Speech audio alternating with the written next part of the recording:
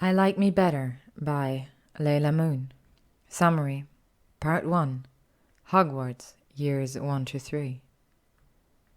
Hermione cannot wait to start her first year at Hogwarts, and when she meets Draco Malfoy on the express train, she's even more certain that life is finally going her way. Unfortunately, Hermione's journey is only just beginning as she battles to fight prejudices, maintain relationships, stay alive, and, most importantly, ensure she isn't expelled. Clutching the ticket in her hand, Hermione Granger glanced up and down the long carriage of the Hogwarts Express. There was a palpable sense of energy and excitement bursting from each compartment, which flew steadily down the aisles. Students ran up and down, calling for friends and loudly sharing their summer news.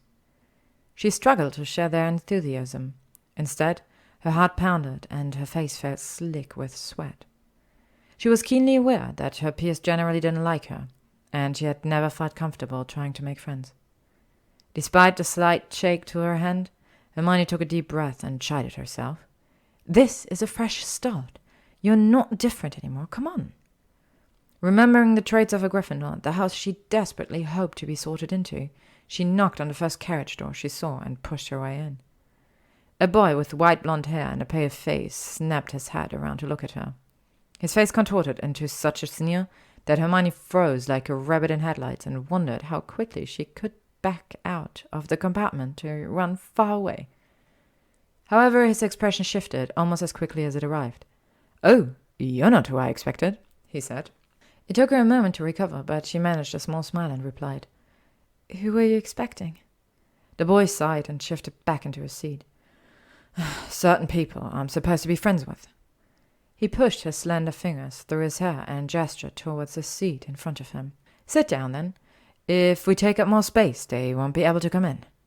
Hermione hesitated but acquiesced and began arranging her belongings neatly under the seat. Her hand hovered longingly over a book carefully slotted in her satchel, but with great effort she refrained from pulling it out in favor of talking to her new companion. Turning around, she smiled and held out her hand. "I'm Hermione Granger, by the way. Who are you?" The corner of the boy's lips quirked up slightly. If he was surprised at her directness, he made no comment. Reaching to grasp her outstretched palm, he said, "My name's Malfoy. Draco Malfoy." He noticed a slight blush creeping into her cheeks and smiled knowingly. He recalled the number of times he had been told how special he was, so the girl's response was understandable. They both sat, and a few moments of silence passed as they gazed around the compartment. It wasn't awkward, although not entirely comfortable either, and Draco felt compelled to break it first. "Granger? I'm not certain I've heard that surname before. Are you related?" He broke off as the door slammed open. Draco?"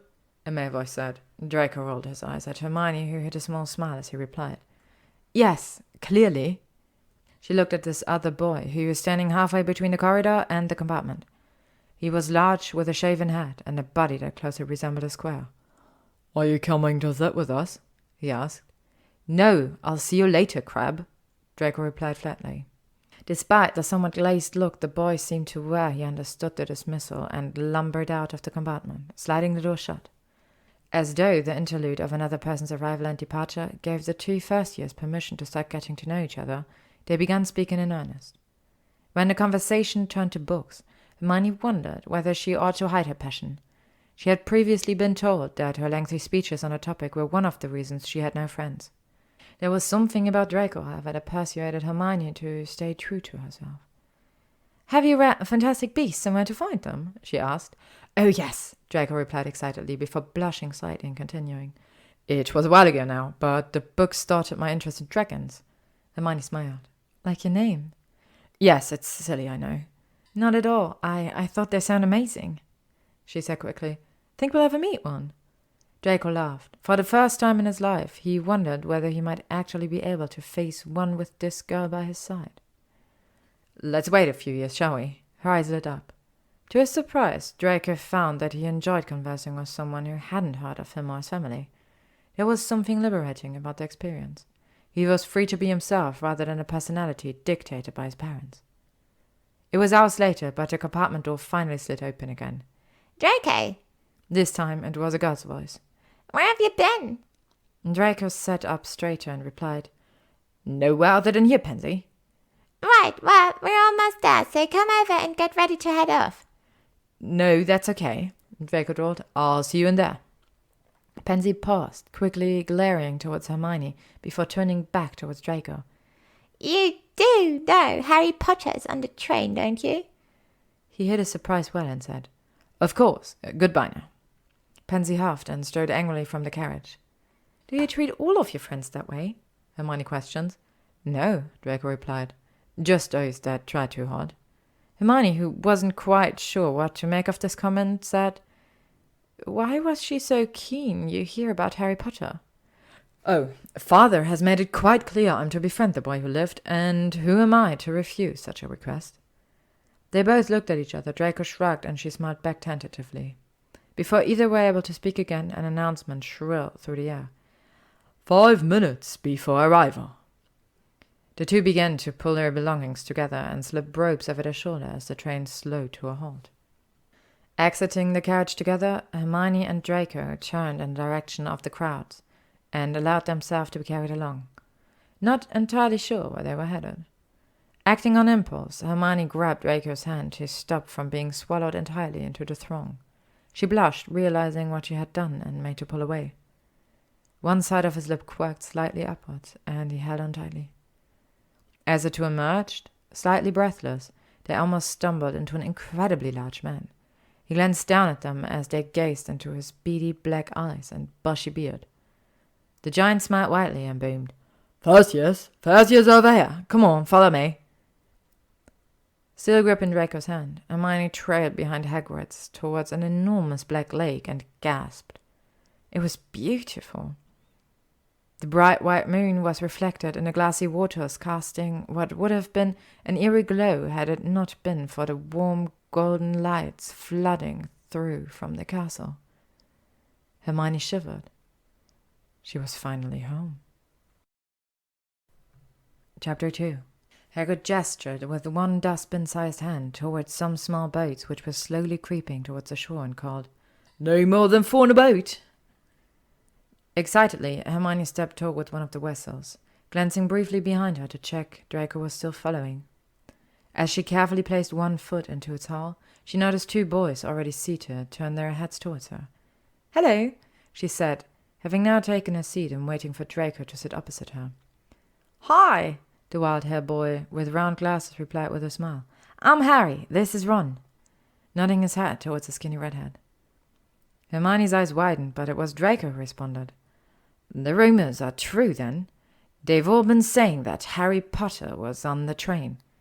So it's you, is it? Yes, said Harry hesitantly. This is Hermione. My name's Malfoy. Draco Malfoy. Ron gave a slight cough, which might have been hiding a snigger. Draco looked at him. Think my name's funny, do you? No need to ask who you are. My father told me all the Weasleys have red hair, freckles, and more children than they can afford. He turned back to Harry. You'll soon find out. Some wizarding families are much better than others, Potter. You don't want to go making friends with the wrong sort.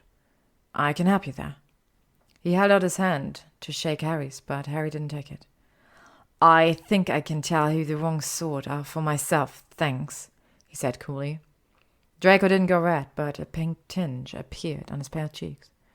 He opened his mouth to retort, but Hermione got in there first. Come on, let's enjoy the journey, shall we? We'll only get this first experience once. She smiled placatingly, and to her surprise, the boys all gave a slight nod, albeit turning to stubbornly stare in different directions. Eventually, the silent boat knocked against the grass mound leading up to Hogwarts. Hermione made a swift exit and began walking towards the castle entrance. She wasn't entirely sure what had just happened between the 3 boys, but she was disheartened at the bobs they had made. Draco had seemed kind and thoughtful whilst on the train, and she was beginning to worry that this school would be just like any other. Hermione, wait! A voice heaved breathlessly from a few feet behind. She paused. Why did you just run off like that? Draco asked as he caught up with her. I didn't like how you were all talking to each other. It didn't seem very nice. He looked at her perplexedly. What do you mean? It's the truth. Some wizarding families are better than others. I imagine you are the same as mine, seeing how well we've gotten on. The same as yours? Hermione queried. Draco frowned, his look of confidence fading. Pure blood? She shook her head. Oh, was all he said. As they reached the ground oak doors, Draco briefly caught Hermione's eyes. Good luck with the sorting, then. And with that, they were swept away into the entrance hall. Chapter 3. Crowded together at the front of the great hall, Hermione stood clustered among other similarly anxious-looking peers. She listened as Professor McGonagall began reading from a long roll of parchment. When I call your name, ye will put on the hat and sit on the stool to be sorted, she said. Abbot Hannah. A pink-faced girl with blonde pigtails stumbled out of line, put on the hat, which fell right down over her eyes, and sat down. A moment's pause. Hufflepuff! Shouted the head. The table on the right cheered and clapped as Hannah went to sit down at the Hufflepuff table. Bones, Susan! Hermione's mind wandered as the process continued in similar fashion. She gazed around the impressive hall, taking in the floating candles and velvety black star-spattered ceiling. The peaceful moment was torn quickly away, however, as a voice pierced her brain. Granger, Hermione! Heart pounding and a swarm of butterflies in her stomach, Hermione took small steps towards the stool. Clutching at the rough sides, she lowered herself into a sitting position and awaited her fate. The sorting hat was placed on her head, and she heard it hum in consideration. Well, well, what do we have here? Difficult, very difficult. Plenty of courage, I see. A clever mind, too. You're incredibly loyal and, oh yes, a thirst to prove yourself. Now that's interesting. So where shall I put you? The edge of the stool was beginning to bite into Hermione's palm as she thought, Gryffindor, please, Gryffindor. Gryffindor, eh? The small voice said into her ear. Are you sure? You could be great, you know, and Slytherin could help you on your way to greatness, no doubt about that. No? Well, if you're sure, better be Gryffindor. Hermione heard that the head shout the last word into the whole hall, and she felt her heart leap. As the hat was lifted off her head, it felt as though a different weight had also been taken from her shoulders. Her parents would be so proud of her, she thought, as she shakily made her way towards the Gryffindor table. The rest of the sorting passed in a blur, and only a few names stood out to Hermione. Malfoy, Draco, Professor McGonagall called.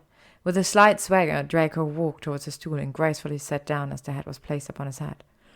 Slytherin! The hat yelled almost instantaneously. Draco smirked at the applause and strolled towards the table dressed in green. No one noticed him glance towards the bushy brown-haired girl with emotion swelling in her eyes. She had looked towards him too, just moments previously. There was sadness in her features, but also a resolution to fight whatever prejudices she had witnessed on that boat.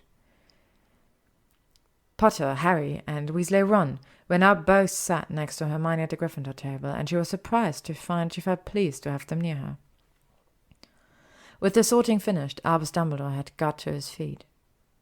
He was beaming at the students, his arms opened wide, as if nothing could have pleased him more than to see them all there. Welcome, he said. Welcome to a new year at Hogwarts. Hermione laughed happily with the rest of the great hall as the impressive but wizened old man gave the briefest of speeches and gave permission for them all to eat with a wave of his hand. Hermione's mouth fell open. The dishes in front of her were now piled with food. She had never seen so many things she'd like to eat on one table. As the Gryffindors ate their fill, the talk turned to their families. I'm half and half, said a boy called Seamus Finnegan. Me dad's a muggle. Mam didn't tell him she was a witch till after they were married.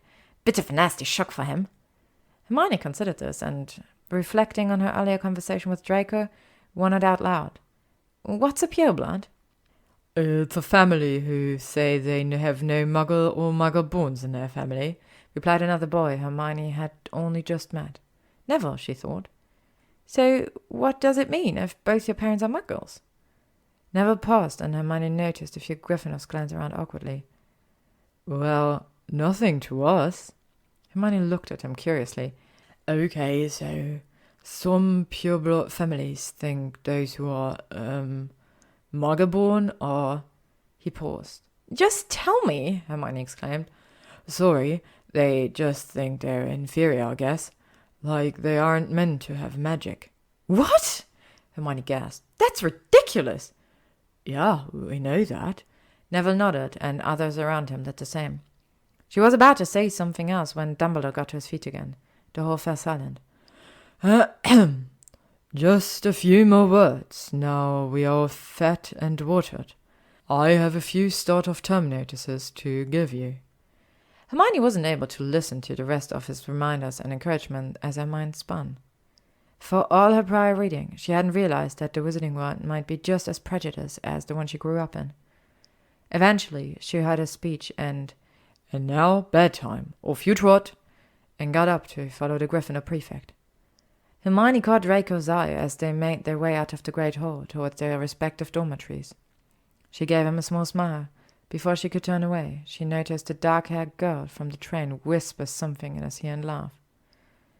Draco glanced at Hermione, suppressing his own smile. Chapter 4. It had been a few weeks of trying to find classes within Hogwarts, and Hermione was still somewhat confused. Her rational mind had considered all the staircase possibilities 5 times over. However, the stairs of the castle were, unfortunately, not logical.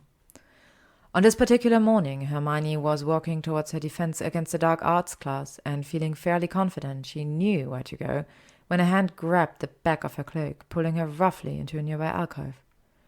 She quickly raised her wand and shouted, "Let me go!" There was a ruffling of ropes, and a voice said, "Sorry, it's just me, Draco." Hermione paused and decided to pocket her wand. "Oh, hello." Yeah, I wasn't sure how else to get your attention. "I imagine there are other ways than accosting a girl in the corridor," Hermione stated. He shrugged. "I suppose, but you do know the position I'm in?" "Do I?" Of course, at this point she knew his standing on certain wizarding opinions and values, but she wasn't about to let him off easily. "It's difficult to explain. Do you think we could meet in the library this evening?" "Are you suggesting a clandestine arrangement, Malfoy?" She hoped the use of his surname would reinforce her annoyance at the whole conversation, and, to her surprise, he gave her a confirming look. "I suppose." "Will you be there, Granger?" "Fine. What time?" Hermione asked. "Does 8 p.m. sound okay?" "Okay," she stated. "I'll see you there." Draco shrugged, as though he was doing her the favor, and strode casually towards his own destination. Hermione huffed as she struggled to find her bearings again. Chapter 5. Hermione was eating her evening meal at the Gryffindor table and feeling progressively more nervous as her meeting with Draco crept closer. Harry and Ron were set away from her, farther up the table. However, their presence only served to increase anxiety. "It's no wonder no one can stand her," Ron muttered as her fingers tapped repetitively on the table. Shocked at this admission, Hermione's eyes widened and she felt the familiar burn of hot tears begin to form. Harry watched as she stood quickly, shoving her belongings into a satchel and strode from the great hall. "I think she heard you," he mumbled. "So?" said Ron, but he looked a bit uncomfortable. "She must have realized she's got no friends." Hermione had, of course, realized this. It was just that she wished it weren't true. Reaching the library, she slumped into one of the comfy library chairs and recalled finally feeling at home on the Hogwarts Express, talking about books with Draco. This new sensation had been quickly extinguished as she came to realize he didn't particularly care for her either.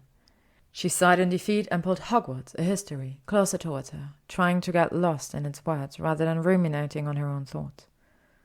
After a time, the world began to fade around her. "Hermione?" A voice eventually questioned, breaking into her silence. She blinked a few times, and as her eyes adjusted, murmured, "Yes?" "Sorry, I didn't realize you were asleep." "It's fine. Have you been here long?" Draco paused. "No, only a few minutes." "Oh, okay." Her consciousness was beginning to reform. "What did you want to talk to me about?" "Well, I guess I missed you." Hermione almost laughed. "You! The great Draco Malfoy miss a mere muggle born like me. What has the world come to?" Draco's eyes darkened, and Hermione wondered whether she had gone too far. "Sorry," she muttered. "No, you're right. I was wrong to judge you, but, well, it's all I've known." Hermione frowned in confusion, so Draco said, I was taught that muggle-borns are inferior scum, less than those who are pureblood. He paused as to evaluate her reaction. She appeared neutral, and he continued. The stories I was told, well, I guess I was a bit scared too. Some books say you steal our magic. Hermione did laugh this time. Sorry, what? I know it's hard to believe, but people like you, hate is all I've known. Draco took a breath. I really enjoyed talking to you on the train, and it felt like I was finally able to be me. She didn't interrupt him, but simply gazed at him through her bright blue eyes. That made me angry. How could I enjoy spending time with someone inferior to me? It made me start questioning everything. Oh, I'm still questioning. I'm confused. You're intelligent. You make me love you. He cut off. And what? Nothing, he said, blushing. Nothing. I just didn't expect this to happen. Hermione shrugged. Right, well, what do you want from me? I want to be friends, Draco said. At least I'd like a chance to be a friend. Even though I'm inferior? He shook his head. You could never be inferior. She considered him, this strange pale-faced boy, asking her to be his friend despite admitting he was brought up to hate her. Hermione wasn't entirely sure how she felt about Draco now, but as she had already been reminded once that evening, she supposed she could do with a friend. How about we walk to potions together tomorrow, then? Hermione asked. Draco at least had the sense to look somewhat embarrassed as he said, why don't we meet in the evening, so no one else is around? That made sense. He didn't want to be seen around her. Right. The tears were falling again before she could control them. Hermione grabbed her books and walked quickly from the library, heading to the first place she could find to be alone. Chapter 6.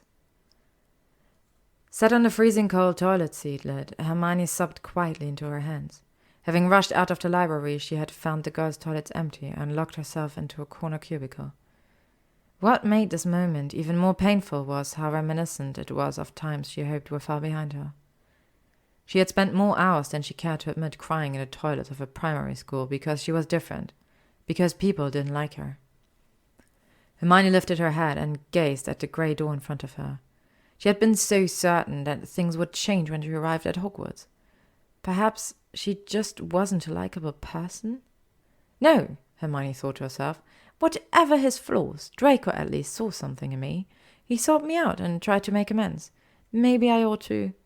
Her train of thought came to an abrupt halt as a deafening crash echoed through the bathroom. She immediately froze. Her whole body was stiff and her nails dug into the palms of her hands.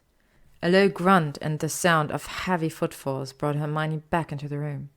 Whatever was making those awful noises sounded as though it was coming towards her hiding place. Her heart hammering painfully against her chest, Hermione bent down and peered under the cubicle door. The sight she witnessed made her blood run cold. There, standing by the sinks, was a 12-foot granite grey troll.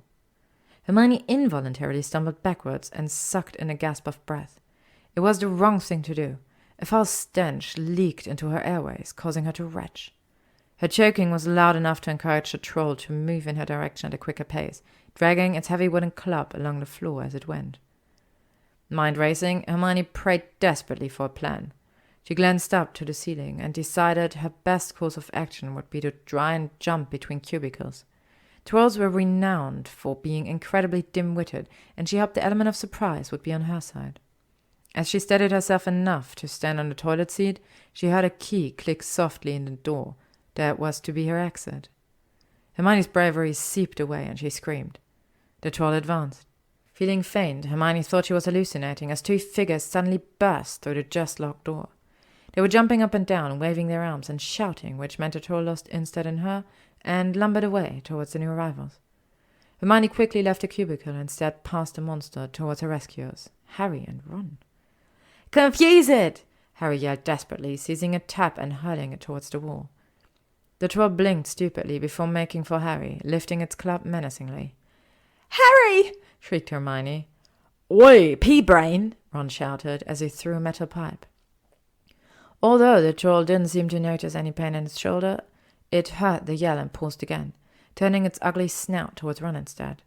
Hermione thought she heard someone in the distance telling her to run, but her legs trembled, and she sunk to the floor in fright. She watched dazedly as the fight continued, wishing she could help the two boys rather than curling up against the wall. The next thing Hermione was aware of were two small but strong hands gripping her shoulders and pulling her to her feet, just as the bathroom door flew open yet again.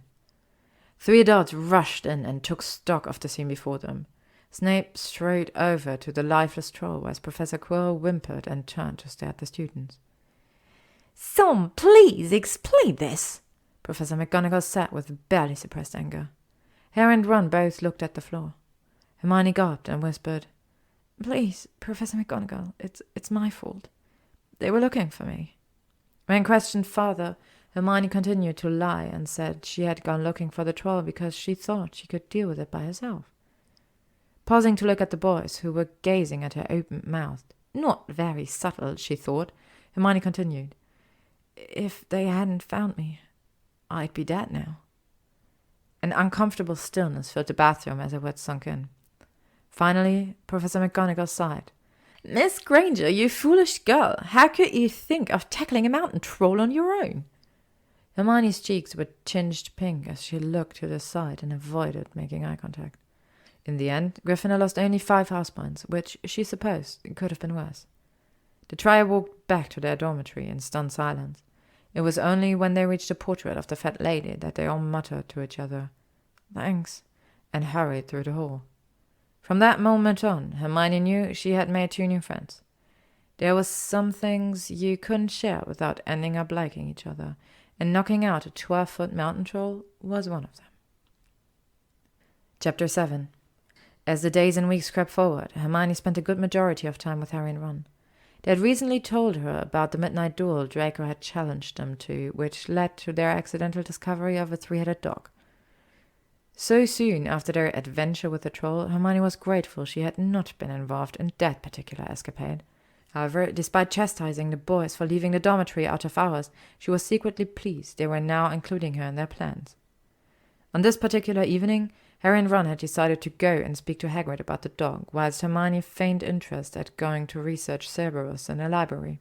In reality, she hoped to find Draco there. Walking softly through the aisles, Hermione glanced towards each table in turn. Her heart dropped as she could see no platinum-blonde head bent over a desk.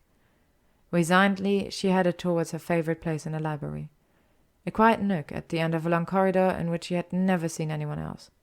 To her surprise, tonight there was an intruder. Hermione marched towards the student, stopping only when she realized who it was. Draco was sat in one of the chairs with his legs crossed at the ankles. As she moved closer, she noticed he was reading one of her favorite books. She paused and said quietly, "Hi." Draco glanced up at her and then back down at his book. "Oh, you're talking to me again now, are you?" Hermione ached to tell him that it was really his fault she had been upset and was therefore almost killed at the hands of a troll, but she decided now probably wasn't the right time. "I'm sorry for storming off," she offered as she sat down next to him. "I was really upset, so I didn't feel like dealing with your comment." "It's not just because of me, you know." "What?" Draco sighed. "Why, I suggested we don't meet around other people. I mean, yes, obviously it would be difficult for me, given my circumstances, but also it wouldn't look good for you either. No one likes Slytherins, and it would make people wary around you." He took a breath and continued.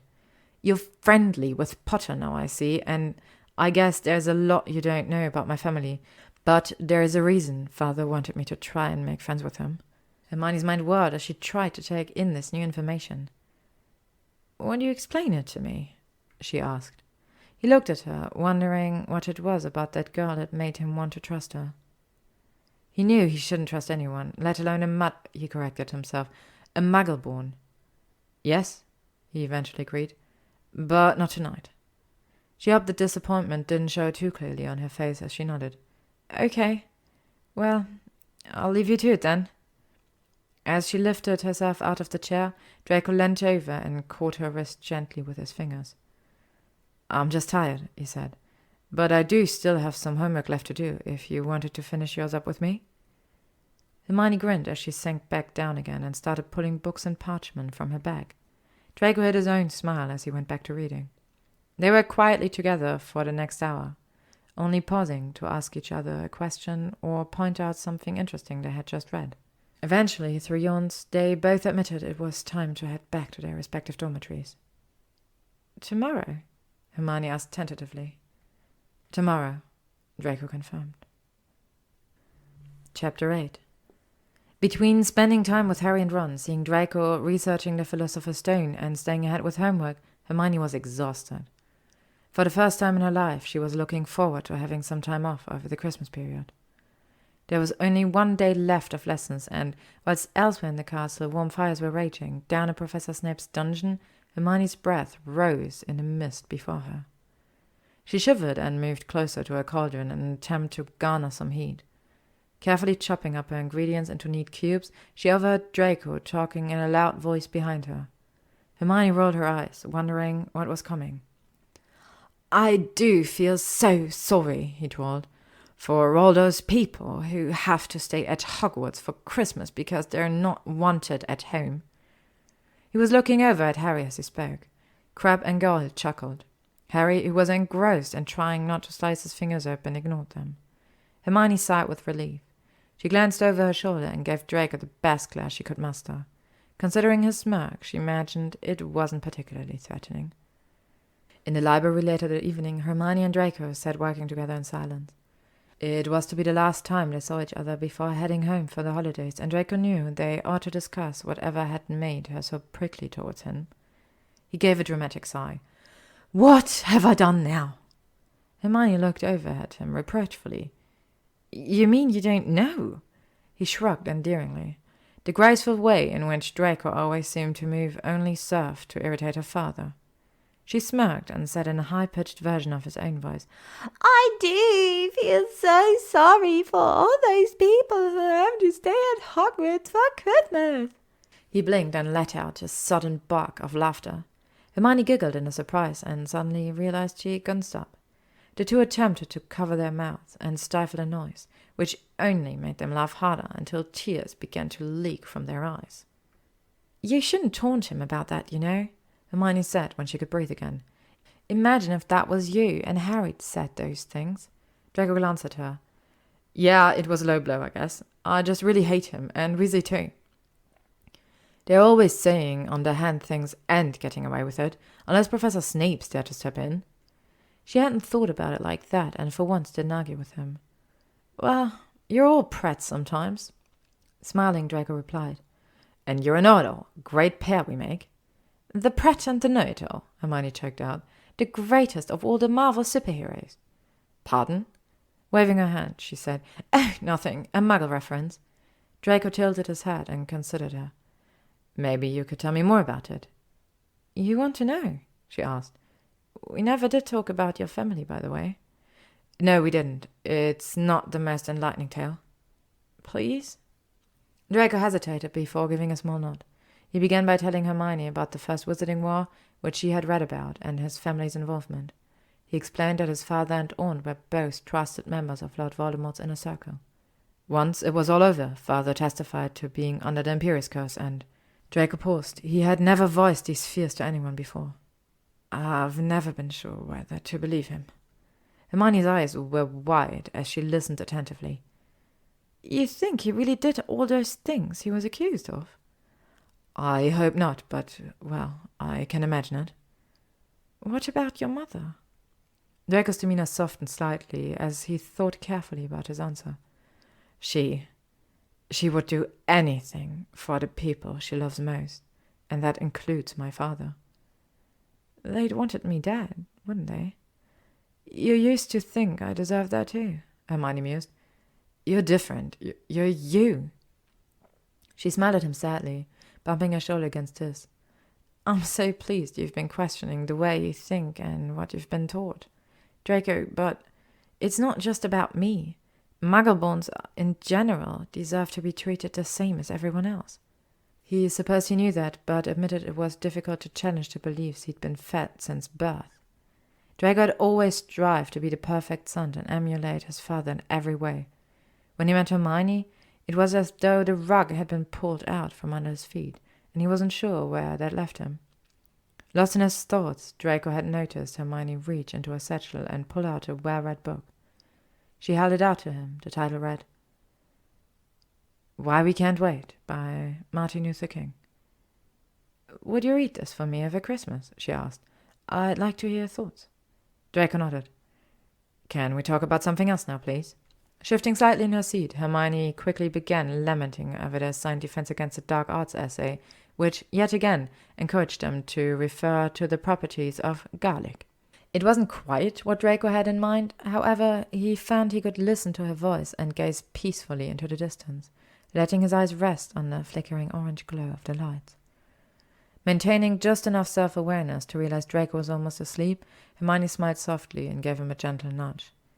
"Come on, let's head out." He grumbled something, but packed up his belongings, and they made their way through the empty library together. At the doors, the two looked at each other slightly awkward. Bouncing anxiously on the balls of her feet, Hermione stepped quickly towards Draco and gave him a brief hug. Her cheeks burned red as she squeaked, "Bye then, Merry Christmas!" Draco touched his cheek with the palm of his hand, precisely where her hair had brushed just moments previously. She smelled like vanilla. "Bye," he whispered to a rapidly retreating form. Chapter 9. By the time Hermione arrived back at Hogwarts, she was buzzing with excitement to see her friends and recommence lessons. Despite having a wonderful Christmas with her parents, she had missed everything to do with the wizarding world, and even the regular hours she received did little to soothe the ache she felt. Hermione found Harry and Ron lounging on the comfortable common room sofa as she hurriedly made her way inside the portrait hall. They both grinned up at her as she flopped down between them. In an attempt to maintain some semblance of manners, she briefly inquired about their holidays before asking what she really wanted to know. "So, did you find out who Nicholas Flamel was?" The boys rolled their eyes in mock exacerbation at her eagerness for knowledge, but Harry shook his head and said no. Instead, he told her about the Mirror of Her Eyes. "Why would they keep something like that in a school?" And his newly gifted invisibility cloak. "Can I see? I'd love to do some research on it." They continued to talk for the next hour before Hermione insisted they all go to bed. "It is the first day of term tomorrow, after all. We really need to be ready to learn as well as putting more research hours in, I think." As she stood, Hermione accidentally caught one of the chocolate frog cards Harry and Ron had been comparing on the table, and it fell to the floor. Harry bent to pick it up and gasped. "I found him," he whispered, gazing at the picture of Professor Dumbledore on his hand. Pausing from the staircase, Hermione asked, "Found what?" "Flamel!" Ron exclaimed as he leaned over Harry's shoulder. "You told us you had seen his name somewhere, mate." "Listen to this," Harry said. "Professor Dumbledore is particularly famous for his defeat of the Dark Wizard Grindelwald in 1945, for the discovery of the 12 uses of dragon's blood, and his work on alchemy with his partner, Nicholas Flamel." "Stay there!" Hermione yelped and sprinted up to her dormitory. Harry and Ron barely had time to exchange surprised looks before she was racing back, an enormous old book in her arms. "I never thought to look in there," she muttered, flicking fervently through the pages. "A little light reading," Ron chuckled sarcastically. Hermione waved her hand impatiently in front of his face, as she at least found what she was looking for. "Nicholas Flamel," she breathed, "is the only known maker of the Philosopher's Stone." She was frustrated at the lack of response her dramatic statement had made on the boys, but she pushed the book into their laps for them to read. "See?" said Hermione when Harry and Ron had finished. "The dog must be guarding Flamel's Philosopher's Stone. I bet he asked Dumbledore to keep it safe for him because they're friends and he knew someone was after it."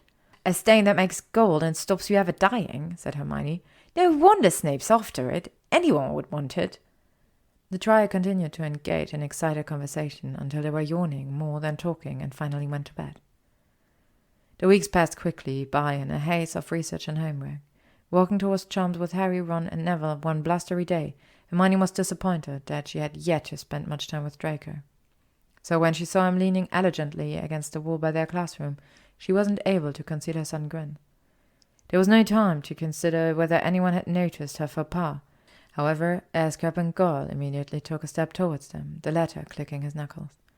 Draco sighed internally. He was frustrated that his first proper encounter with Hermione after their separation was going to be this way. On the other hand, he was ready to assert his dominance over her Gryffindor idiots. Malfoy did not share, and Draco particularly hating having to share his friend with them. Smirking Draco pulled himself from the wall and walked towards the floor. Surprised to hear you're going ahead with the Quidditch match tomorrow, Potter. Wonder how long you're going to stay on the broom this time?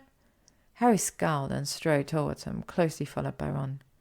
Hermione pinched the bridge of her nose and prayed for strength. Draco continued. You know how I think they choose people for the Gryffindor's team? It's people they feel sorry for. See, there's you, Potter, who's got no parents, and then there's the Weasleys, who've got no money. He looked over at Neville. You should be on a team, Longbottom. You've got no brains. Shut it, Malfoy, Ron snarled, as he and Harry went to grab their wands. Neville attempted to do the same, somehow managed to become entangled in his ropes. They twisted around him as he struggled to free himself, and he fell, almost comically, to the floor. Draco, Crabbe and Goyle howled with laughter before moving back to the wall as they heard Professor Flitwick hurrying around the corner. Oh, Granger, Draco called over his shoulder as he entered the classroom. I'm shocked you're not in the library. Will you be sleeping with the books tonight? I imagine they've missed you and that bushy head of yours. He hoped she got the message. Chapter 10.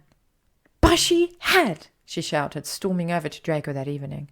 He looked up at her and smiled innocently. He had initially entertained concerns that the comment was too much. However, upon seeing her like this, he realized how much fun it was to wind her up. Good evening, Granger, he said. How lovely to see you received my message.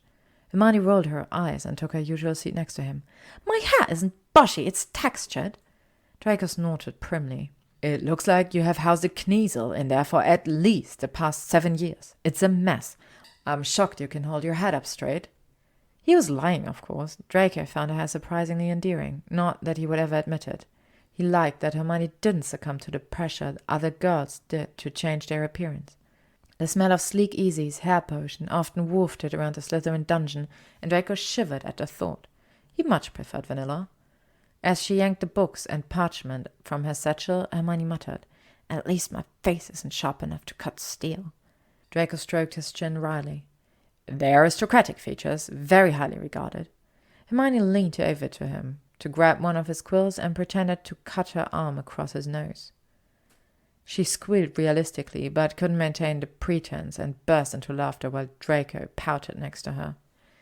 Settling down, the two updated each other with their news. Hermione already had told Draco about Hagrid and Fluffy, but not Nicholas Flamel. I really don't think that Snape would be looking for the Philosopher's Stone, Draco mused. Who did you say gave Hagrid the egg again? He wasn't sure. Someone he was playing cards with at a Leaky Cauldron. Don't you think it's a bit odd, he responded, that, from what you've said, something Hagrid wants more than anything else is a dragon, and a stranger just turns up who happens to have an egg in his pocket? Hermione gasped and put her hand over her mouth. Why didn't I see it before? How many people are going to wander around with dragon eggs when it's against wizard laws? The question is then, what did this card player get from Hagrid in return? Hagrid isn't very good at keeping secrets. And does he like to brag about his pet monsters? Scowling, she said. He's very passionate, yes, but... Hermione broke off, eyes wide. Do you think he told a stranger something about Fluffy? I wouldn't be surprised. Oh, what a mess! At least Dumbledore's around. He wouldn't let the stone being stolen from right under his nose. Hermione, Draco paused.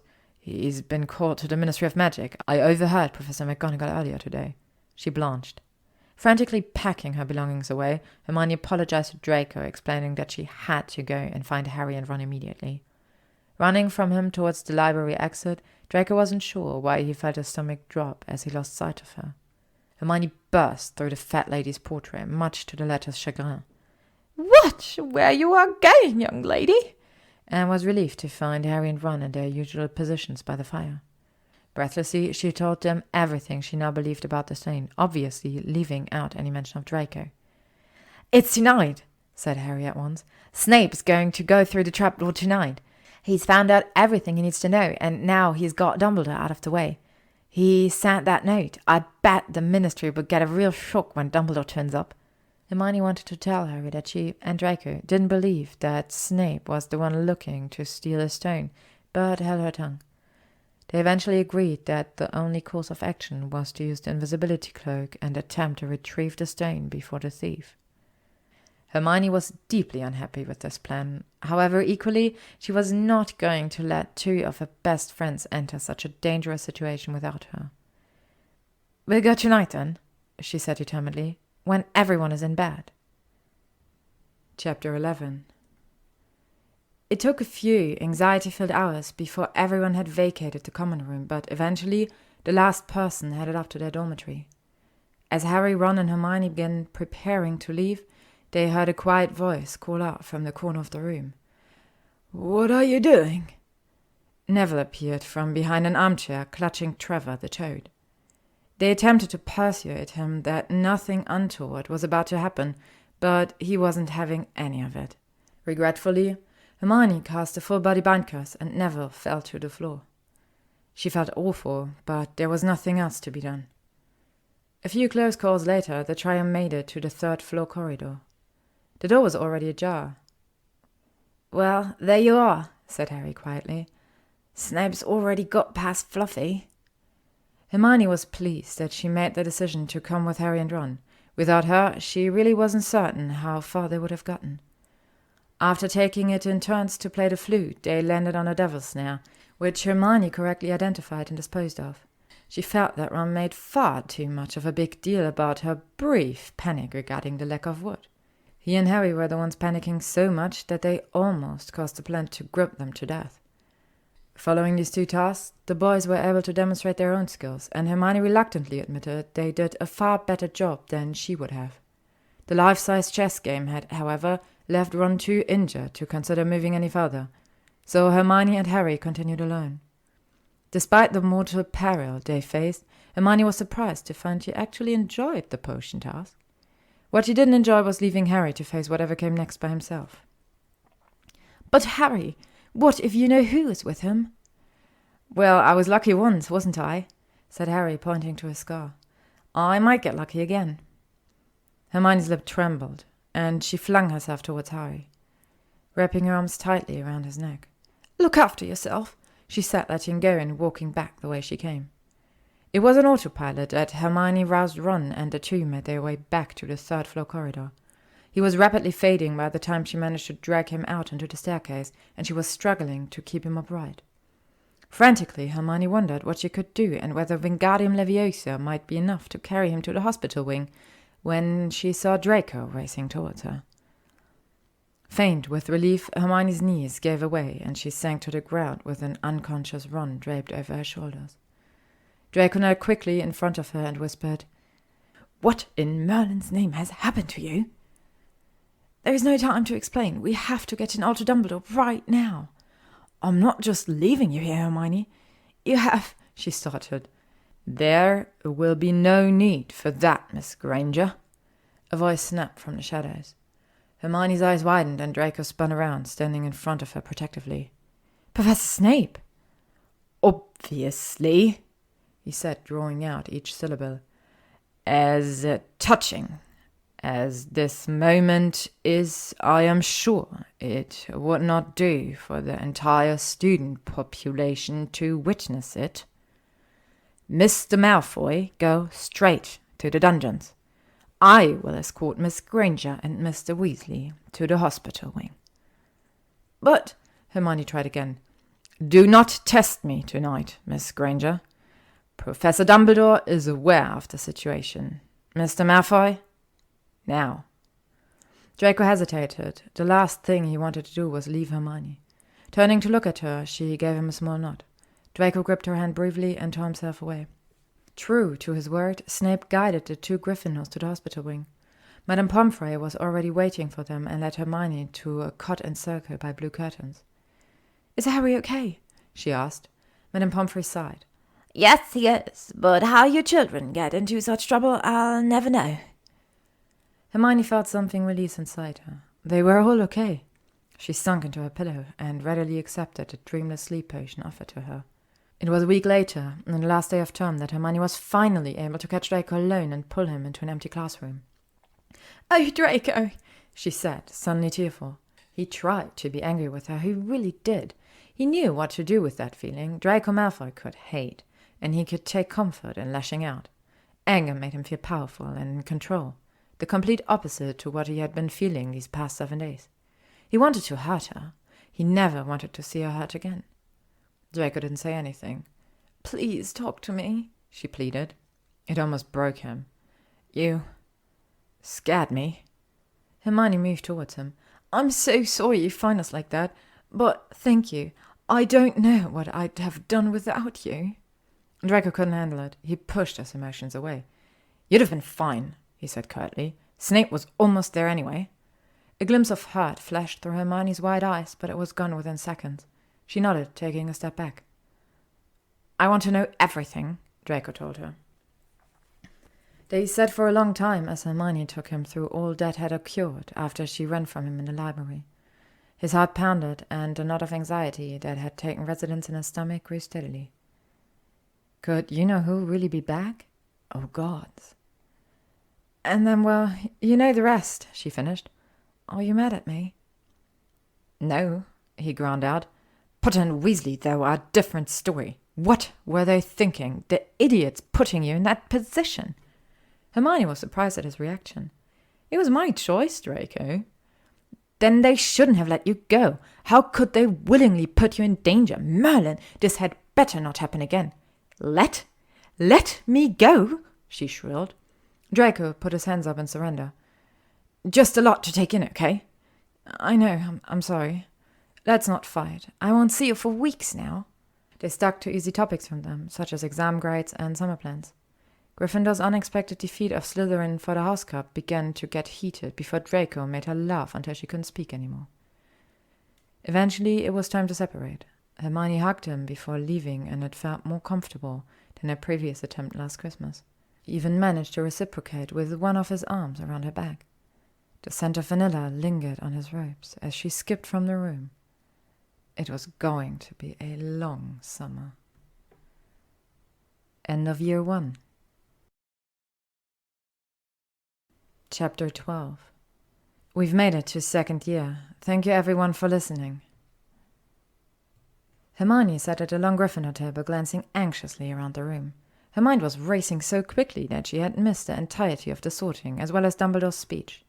Now that the magnificent start of Term Feast was laid out before her, she found that her stomach was churning too much to eat anything. It had felt like an incredibly long summer, and by August Hermione was counting down the days before she arrived back at Hogwarts. The weeks had dragged, leaving her feeling particularly lonely. Draco had asked Hermione not to write during the holidays because of his parents, and whilst Harry and Ron tried, they were never very forthcoming in their letters. So when she had searched the Hogwarts Express for her 2 fellow Gryffindors and not found them anywhere, her excitement turned swiftly to panic. And now, for them to not even be in the Great Hall, Hermione didn't know what to think. She glanced towards Draco, who was already watching her. Motioning with his eyes, he looked from Hermione to the doors and back again questioningly. She nodded, packed up her satchel, and left the hall. Moments later, Draco joined her in a nearby alcove. "Are you okay?" he asked. Draco had never seen Hermione look so preoccupied. She had been sat upright and stiff at the table, eyes darting around the room as though she expected to be attacked at any moment.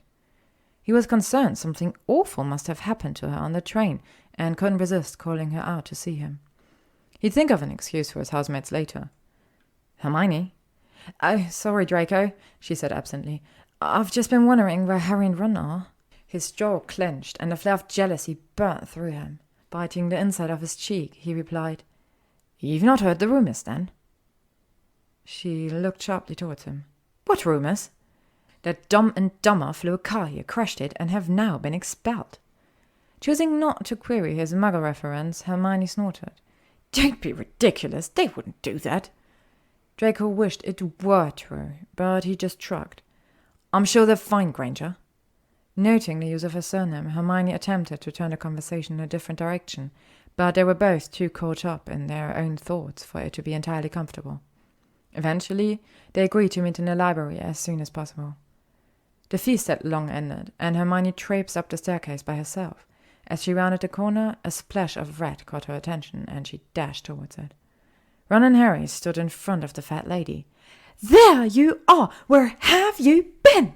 The most ridiculous rumors. Someone said you'd been expelled for crashing a flying car. Well, we haven't been expelled, Harry assured her. You're not telling me you did fly here, said Hermione, sounding almost as severe as Professor McGonagall. Skip the lecture, said Ron impatiently, and tell us the new password.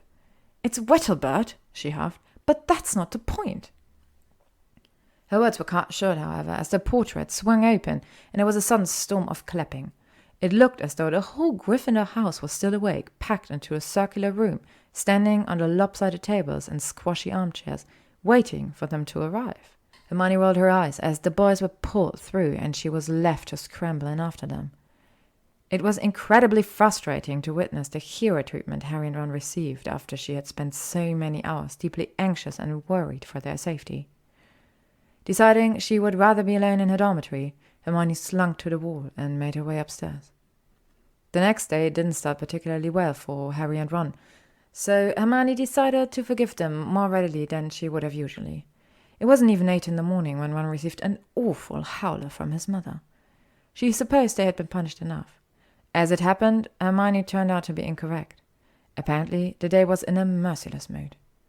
Sitting outside during their lunch break, Hermione was lost in her book, Voyages with Vampires, when she noticed a sweet-looking first-year shuffle over to them. All right, Harry, I'm calling Creevy, he said breathlessly, taking a tentative step forward. I'm a Gryffindor too. Do you think, would it be all right if... Can I have a picture? He said, raising his camera hopefully. A picture? Harry repeated blankly. Hermione chuckled quietly to herself. Her messy-haired friend had never liked to be the center of attention. She was wondering how he was going to deal with the situation and whether she could stir the pot by kindly suggesting Colin attend Harry's weekly fan club meeting. There was no time to do anything, however, because when Hermione looked up again, there was Draco, eyes twinkling with mischief, standing behind Colin. Signed photos? You're giving out signed photos, Potter? Loud and scathing, Draco's voice echoed around the courtyard. Initially, he had hoped to simply garner Hermione's attention, but now he was rather enjoying himself. Everyone queue up, he shouted out to the crowd. Harry Potter is giving out signed photos. No, I'm not, said Harry angrily, his fist clenching. Shut up, Malfoy. Hermione cringed inwardly when Colin attempted to stand up for Harry by saying, You're just jealous. Draco caught Hermione's eye a number of times, whilst he continued verbally sparring with Harry, joined by Ron, and she couldn't help but suppress a few smiles. She would have a word with him about his tendency to become a bit too personal at times, but at least he was more imaginative than Ron. Eat slugs, Malfoy. Really? When Gilderoy Lockhart strolled over to the group, Hermione's heart leapt, and she could no longer concentrate on the exchange. She quickly pushed her hard-doodled notes into her bag as Draco caught sight of them, raising his eyebrows. Hermione blushed and fled to the classroom in which she would face the professor again. Chapter 13. The next morning, Hermione was in a foul mood. She had initially become frustrated during Defense Against the Dark Arts the previous day, when no one seemed to be giving Professor Lockhart a fair chance. He had just wanted to give her some hands-on experience. Then Draco had all but ignored her in the library that evening without telling her why, and now Ron was insisting she accompany him to watch Harry's Quidditch practice. The sun had barely risen, yet here she was, freezing to death in the stands, and Harry hadn't even begun playing. Eventually, even Ron was shifting frustratedly in his seat. Do you think we missed them? He asked Hermione. She was about to respond when they noticed the team leaving their changing room, still in gear. Aren't you finished yet? Ron called incredulously. Haven't even started, said Harry. Wood's been teaching us new moves. Hermione sighed irritably and muttered to Ron as the Gryffindors mounted their brooms. At least there is something to watch now. Ron nodded, his eyes already glued to the game. It wasn't long before Hermione caught a glimpse of green out of the corner of her eye. She leaned over the stands to see the Slytherin team walking onto the pitch. As the red-clad player began to dismount their brooms, Hermione nudged Ron and indicated they ought to head down to see what was going on. You've got a new seeker, Hermione overheard Wood say distractedly. Who? From behind the 6 large figures she saw a small white-haired boy she was very well acquainted with. It was Draco Malfoy. Aren't you Lucius Malfoy's son? Said Fred, looking at Draco with dislike. Funny you should mention Draco's father, said Flint, the team captain. Let me show you the generous gift he's made to the Slytherin team. All 7 of them held out their broomsticks. Hermione had no idea what a nimbus was, or whether 2001 was a good model, but she could immediately sense the jealousy and indignation radiating from her house. Ron was even gaping open-mouthed at the sight before him. "Good, aren't they?" said Draco smoothly. "But perhaps Gryffindor team will be able to raise some gold and get new brooms too. You could raffle off those clean sweep 5s. I expect a museum would bid for them." The Slytherins howled with laughter, and something in Hermione snapped. There were numerous reasons why this might have happened. The small things that build up over time often have a wry way of escaping at the worst moments. But she knew that, ultimately, this was no excuse for what she said next. At least no one on the Gryffindor team had to buy their way in. They got in on pure talent. She immediately regretted her words. Draco's smug look flickered, and she noticed pain flash through his eyes.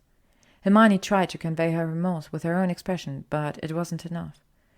Draco's face became suddenly blank, and he looked at her coldly.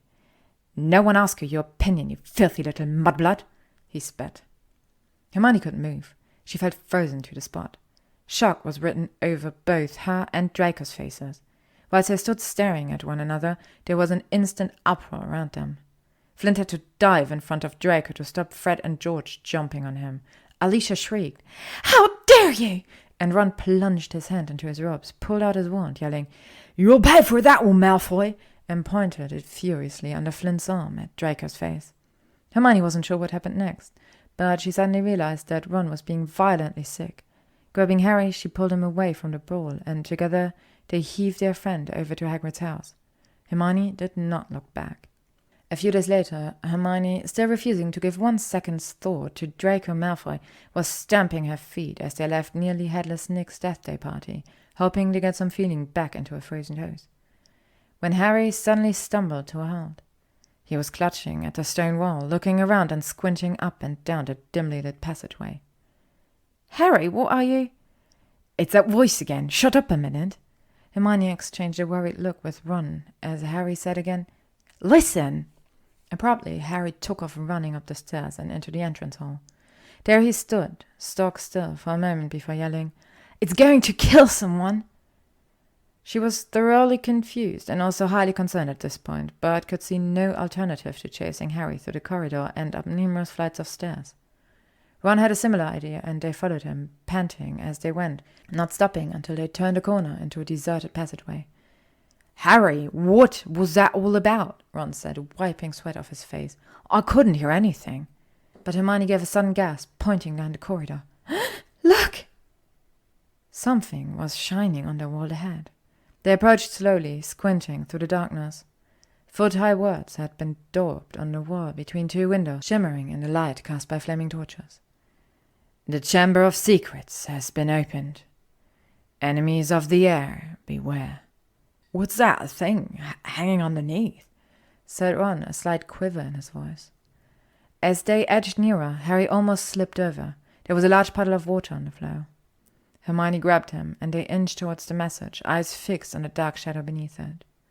Mrs. Norris, the caretaker's cat, was hanging by her tail from the torch bracket. She was stiff as a board and staring. Hermione gasped and took a step backwards. It wasn't long before a crowd was headed in their direction, crashing into the passage from both ends, presumably having just finished their Halloween feast. A deafening silence fell as the students began to notice the grisly sight. Finally, although in reality it couldn't have been more than a few minutes, Dumbledore arrived on the scene, followed by a number of other teachers. After a brief discussion, the 3 Gryffindors were swept into Lockhart's office to explain themselves. Professor Dumbledore could say some peculiar things at times, but Hermione was pleased that the Trial's innocence was never called into question when discussing the unfortunate event with Mrs. Norris. However, since then, she had struggled to research anything useful about the Chamber of Secrets. Finally, feeling slightly less frustrated,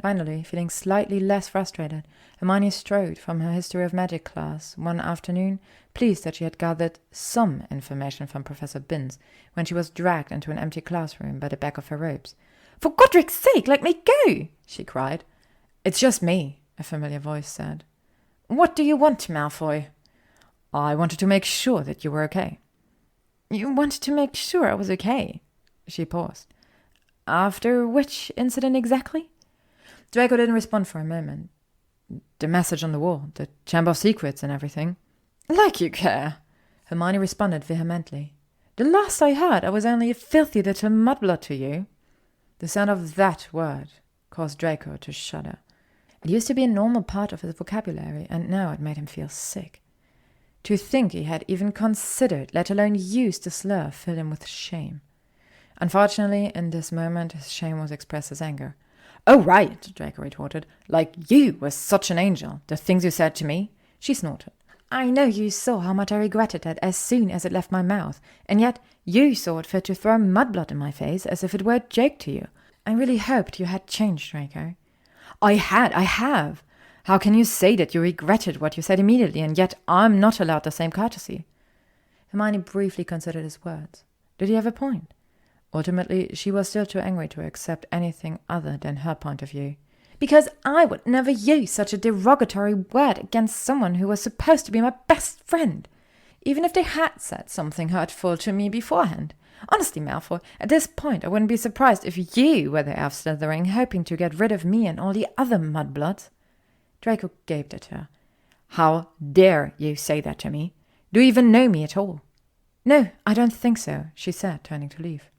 Burying his pride, Draco reached out to grab her hand. Please, Hermione, just one last thing. What?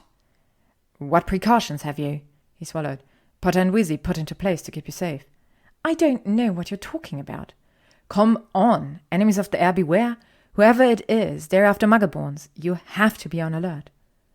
Hermione was absolutely not going to give him the pleasure of admitting she had already been concerned about this, or acknowledgement that neither Harry nor Ron had considered her the way Draco had.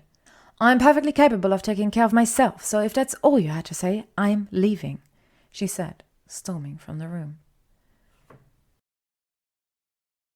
Chapter 14. Hermione, Harry and Ron were sat in the common room discussing recent events. Who can it be, though? She said in a quiet voice. Who'd want all squibs and muggleborns out of Hogwarts? Let's think, said Ron in mock puzzlement. Who do we know who thinks muggleborns are scum? He glanced at Hermione. She looked back unconvinced. If you're talking about Malfoy. Of course I am, Ron replied. You heard what he said. Come on, you've only got to look at his far rat face to know it's him. Malfoy is definitely not the heir of Slytherin. It would be too obvious. Look at his family, Harry joined in. The whole lot of them have been in Slytherin. He's always boasting about it. They could have easily been Slytherin's descendants. Hermione knew she was on a dangerous ground and had to be careful. Despite throwing the same accusation at Draco previously, she knew it wasn't him. He had wanted to protect her, but obviously she couldn't let her two friends know this. Rolling her eyes, Hermione said, While you two carry on with your conspiracy theories, I'm going to bed. The next few weeks were a whirlwind of activity, and Hermione barely had time to think about the Chamber of Secrets, let alone Draco Malfoy. Following the rogue bludger attack, which turned out to be Dobby's well-meaning attempt at protection, and Harry's brief stay in the hospital wing, he had come to Hermione and Ron with plenty of new information. The trio knew that the Chamber of Secrets had been opened before, and that it housed the monster. Unfortunately, following the dueling club incident, Harry was now a prime suspect to be the heir of Slytherin. It didn't help matters that Harry had been caught next to yet another victim in the corridors. Given everything, the three of them decided to stay at Hogwarts over the Christmas holidays. Despite Harry and Ron's dispute, they had to agree that it would be beneficial being able to access the library regularly for their research. Time continued to pass, and Hermione and Draco had reached what she called an awkward truce. They had yet to properly discuss what had happened on the Quidditch pitch, but they were not actively fighting anymore either. Leaving the Great Hall with Harry and Ron one morning, Harry suddenly gave a cry of alarm and shouted, The voice! I just heard it again, didn't you? While Ron just shook his head, wide-eyed, Hermione clapped a hand to her forehead. I think I've just understood something. I've got to get to the library. Hermione sprinted away up the stairs. She couldn't believe it was only occurring to her now, when she had been piecing bits of information together for weeks. Hagrid's expulsion, Harry being a parcel-mouth, a disembodied voice, people, students, animals, and ghosts being petrified. Finally, she thought it was all starting to make sense. Entering the almost deserted library, Hermione headed directly for the magical creature section and plucked out a worn copy of Newt Scamander's Fantastic Beasts and Where to Find Them. Scanning the pages, she quickly found B. B for basilisk. A gigantic serpent possessed of extraordinary powers. May reach up to 50 feet in length, uncontrollable except by parcel-mouth, exceptionally venomous fangs. And there it was. Its most dangerous means of attack is the gaze of its large yellow eyes. Anyone looking directly into these will suffer instant death. Hermione gasped, her suspicion proving correct. The reason each individual had been petrified rather than killed was because none of them were looking directly at the basilisk. She was about to close the book when the air around her became almost painfully cold. Shivering, she glanced across the dimly lit library and noticed a trail of spiders marching towards the nearest window. Hermione's stomach dropped. She knew what was near. Silently apologizing to Newt Scamander, and promising to fix his book as soon as she could, Hermione quietly tore out the relevant page and clutched it in her hand. She drew out a compact mirror from her satchel and began using it to look around corners. Nearing the exit, Hermione spotted a Ravenclaw student she knew to be Penelope Clearwater. Without hesitation, she went quickly towards the girl and explained what she had found and the importance of staying together. Penelope must have seen the fear in Hermione's eyes, because she stood up and left without complaint. Unfortunately, they were not fast enough. Peering into the mirror for a second time, Hermione's stomach plummeted. The last thing she saw were two enormous yellow slitted eyes.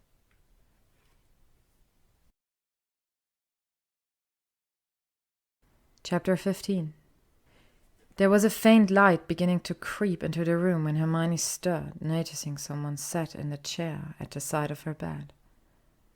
Through heavy eyelids, she murmured, "Hello?" A head shut up. "Thank Godric you're awake." "Draco?" "It's me," he said, reaching for her hand. "You shouldn't be here. What if someone sees you?" "Honestly, at this point, I couldn't care less." Hermione gazed at him. "I thought we hated each other." "These are not the first words you're supposed to say upon awakening from your lengthy, glorified nap." "What am I meant to say?" Dramatically, Draco pretended to swoon. "Woe is me! Where on earth am I? Please, someone, I beg of you, tell me how long I have been under." She laughed weakly. "Merlin, give me a basilisk any day." "Don't say that," he replied, suddenly serious. "Sorry," Hermione whispered. "So, how long has it been?" "A long time. Weeks. Too many weeks." She sat up suddenly, attempting to ignore the room spinning around her. "Weeks!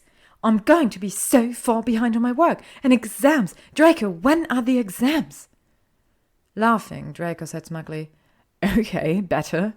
That's more what I was expecting from this exchange." Hermione scowled at him and lay gingerly back down. They were silent for a few moments. "I can't stay much longer," he said, noticing that Hermione was already beginning to tire. "Potter and Weasley will be here soon, and they'll want to tell you about their ridiculous escapades, I'm sure." She nodded. "Will you come back? I'd like to talk properly." "Of course. I'll be here as soon as I can."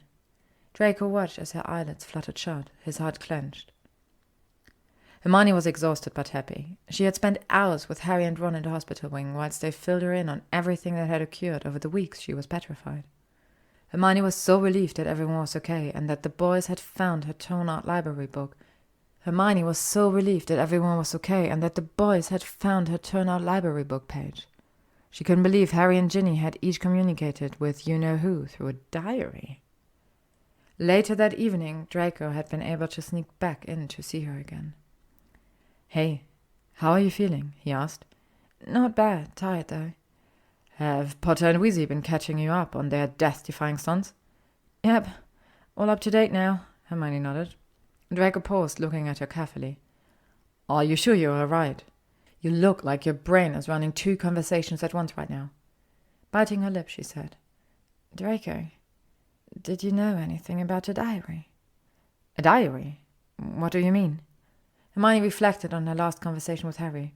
He had told her that it was Lucius Malfoy who gave Ginny the possessed diary, which had ultimately led to the Chamber of Secrets being opened. Since then, Hermione had been worrying that Draco had known what was going on all along. She told Draco everything she had heard. He stared at her incredulously. My father did what? Hermione tilted her head slightly and considered the boy in front of her. It's true. He hoped to cleanse the school. Draco struggled with how quickly he believed her accusations. He was a terrible son. Why couldn't he muster up even the slightest indignation? He put his head in his hands. I'm sorry, Hermione said quietly. I know you told me, but I don't think I quite realized the sort of man your father was until now. Does it make me a bad person that I don't hate him? He asked. I've grown up wanting to be exactly like him. All I ever wanted to do was for him to be proud of me. But to do that, is this the sort of thing he'd have me do? Hermione's heart ached for him, and she wished there was something she could say or do that would take his pain away. Reaching out for him, she said, No, Draco, of course it doesn't. He's your father. I think that the type of person you are depends on how you act and how you treat other people. It's your choice whether you want to be like him or not. As is, whether you want him to be proud of you or to be proud of yourself. Draco didn't know what to say, so he just squeezed his friend's hand. The more time he spent away from home, the more he came to acknowledge the naive bubble he had grown up in. And whilst he no longer saw the world in black and white terms, there was something much scarier about this new grey. Eventually, Hermione interrupted the silence. Are you okay? I don't know. I'm not used to questioning myself so much, he replied honestly, and then chuckled. I'm used to being right all the time, and constantly cursed the day I met you. So keen you are to rid me of my title. She grinned. It's a sad truth everyone must eventually face, I'm afraid. Draco pulled a lock of her hair playfully. Your modesty is something I like most about you, you know. Oh, hush. It was the final day of term, and Hermione had been released from the infirmary a few days prior. The entire school were in high spirits due to exams having been cancelled. Both Draco and Hermione were so pleased to have gone back to how they used to be around each other that neither wanted to bring up the Quidditch incident. However, summoning her Gryffindor courage, Hermione broached the topic at their last meeting before the summer holidays. I'm sorry, you know, about saying you bought your way onto the Slytherin team. I know you are, Draco replied. You knew how much effort I put into training, and you chose to say the one thing that would hurt me the most in that moment. I snapped and did the same thing to you. I wish I hadn't. She nodded. Please don't say it again. Never. Sighing, Hermione said, Sometimes I feel like all we do is fight. What's it going to be next time? Something ridiculous, I'm sure, Draco confirmed. I imagine you'll fling yourself in whatever dangerous situation before Hogwarts next year. It really is quite distressing, you realize, being your friend. Well, you're argumentative, challenging to be around, and always have to have the last word. Sorry, are you describing yourself? Hermione snorted. No, then I'd be saying I'm hard-working and logical. Ah, yes, my 2 finest traits. Don't forget intelligent. You're incorrigible, Malfoy. Hence, where we are destined to remain friends, he smirked. Rolling her eyes, Hermione changed the subject, and they stayed talking for a while longer. Eventually, it was time for them both to finish packing and head for the Hogwarts Express. This year, Hermione gave Draco a kiss on the cheek as well as his usual hug. He thought it might just be enough to get him through the summer without her. End of year 2. To be continued. Chapter 16. We've made it to year 3. Woohoo! Hermione was walking down the corridor of the Hogwarts Express with Harry and Ron and her new cat, looking for an empty compartment. They were on their way back to school after the summer holidays, and already Harry had a glint in his eyes that almost certainly meant he had something secretive to tell them. They let themselves into a compartment with one other occupant, a man sitting fast asleep next to the window. The stranger was wearing an extremely shabby set of wizard's robes, which had been darned in several places. He looked ill and exhausted. Though quite young, his light brown hair was flecked with grey.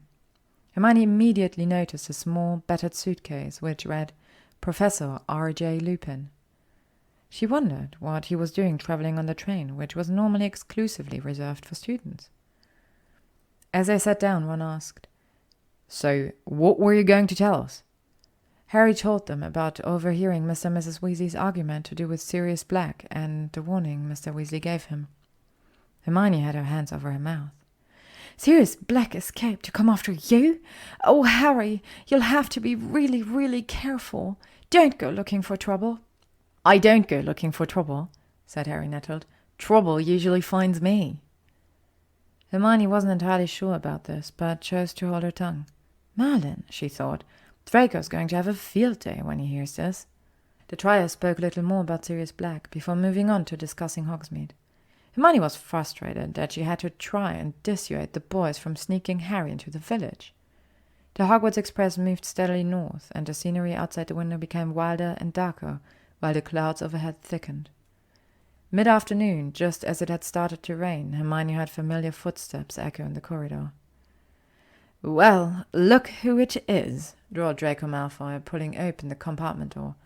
"Potty and the Weasel." Crabbe and Goyle chuckled trollishly. Hermione caught Draco's eyes and couldn't help but smile, despite the new nicknames he had invented for his friends. His eyes twinkled mischievously when he looked at her. He'd been tooling up and down the corridor looking for his friend. Draco continued. "I heard your father finally got his hands on some galleons this summer, Weasley. Did your mother die of shock?" Ron stood up so quickly he knocked Crookshank's basket to the floor. Professor Lupin gave a snort. "Who's that?" said Draco, taking an automatic step backwards. "New teacher," Hermione replied. Harry got to his feet in case he needed to hold Ron back. "What were you saying, Malfoy?" Draco's eyes narrowed. Despite wanting to spend time in Hermione's company, he wasn't fool enough to pick a fight right on the teacher's nose. "Come on," he muttered frustratedly to Crabbe and Goyle, and they disappeared. Moments later, the train began to slow down. Hermione was surprised. She hadn't long checked her watch, and they still had a fair way to travel. Suddenly, they jolted to a stop. Distant thuds and bangs told them that the luggage had fallen out of the racks. Then, without warning, all the lamps went out, and they were plunged into total darkness. The ensuing chaos was amusing to begin with, especially when Neville and Ginny piled into their compartment. There were body parts everywhere, and most of them ended being trodden on, sat on, and elbowed at least once. The atmosphere quickly changed, however, when they were introduced to a Dementor. Hermione felt nauseous as she laid eyes on the cloaked figure standing in the compartment doorway. Its face was completely hidden beneath the hood, and a glistening, grey, slimy-looking hand protruded from the cloak. An intense cold swept over them all, and Hermione saw Harry suddenly freeze and fall to the floor. Professor Lupin strode to the doorway and cast a spell, whilst Hermione dropped to her knees. "Harry! Harry!" He was twitching, and Hermione could feel a cold sweat building across his forehead. She held onto him as she shook, and, after what felt like hours, he finally opened his eyes. With the help of Ron, she heaved Harry back onto his seat and moved to check on Ginny. Harry was questioning the others about their reaction to the Dementor. He was embarrassed, she could tell. Draco didn't help matters once they arrived at the castle. He had brushed past her to reach Harry and block his way up the stone steps. "You fainted, Potter. Is Longbottom telling the truth? You actually fainted?" He was very aware that this wasn't his most eloquent jab, but it was the only time he could be near Hermione. Just being in her vicinity gave him a sense of peace he rarely felt elsewhere. He quickly gave up his taunting, however, as Hermione was called out of the crowd by Professor McGonagall. Harry joined her, but she looked back briefly to give Draco a small smile. Hermione knew why she had been summoned to see the head of Gryffindor, and once Harry had been dismissed, she excitedly waited to receive the item she coveted. "Miss Granger," Professor McGonagall said, "you are still certain this is what you wish to do?"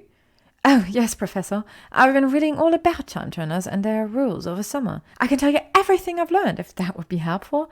No, that's quite all right, thank you." Minerva McGonagall was unhappy about providing a third-year student with such a dangerous item, particularly for something such as taking extra classes. Professor Dumbledore had, however, insisted it was for the best, and who was she to argue with the headmaster? Minerva really hoped that Albus knew what he was doing. Hermione beamed as she was given the object attached to a thin gold chain. Carefully she placed it around her neck, hiding it beneath her shirt. "All right, Miss Granger, please do be careful," Professor McGonagall said kindly. "Now, let's get ye and Mr. Potter to the feast."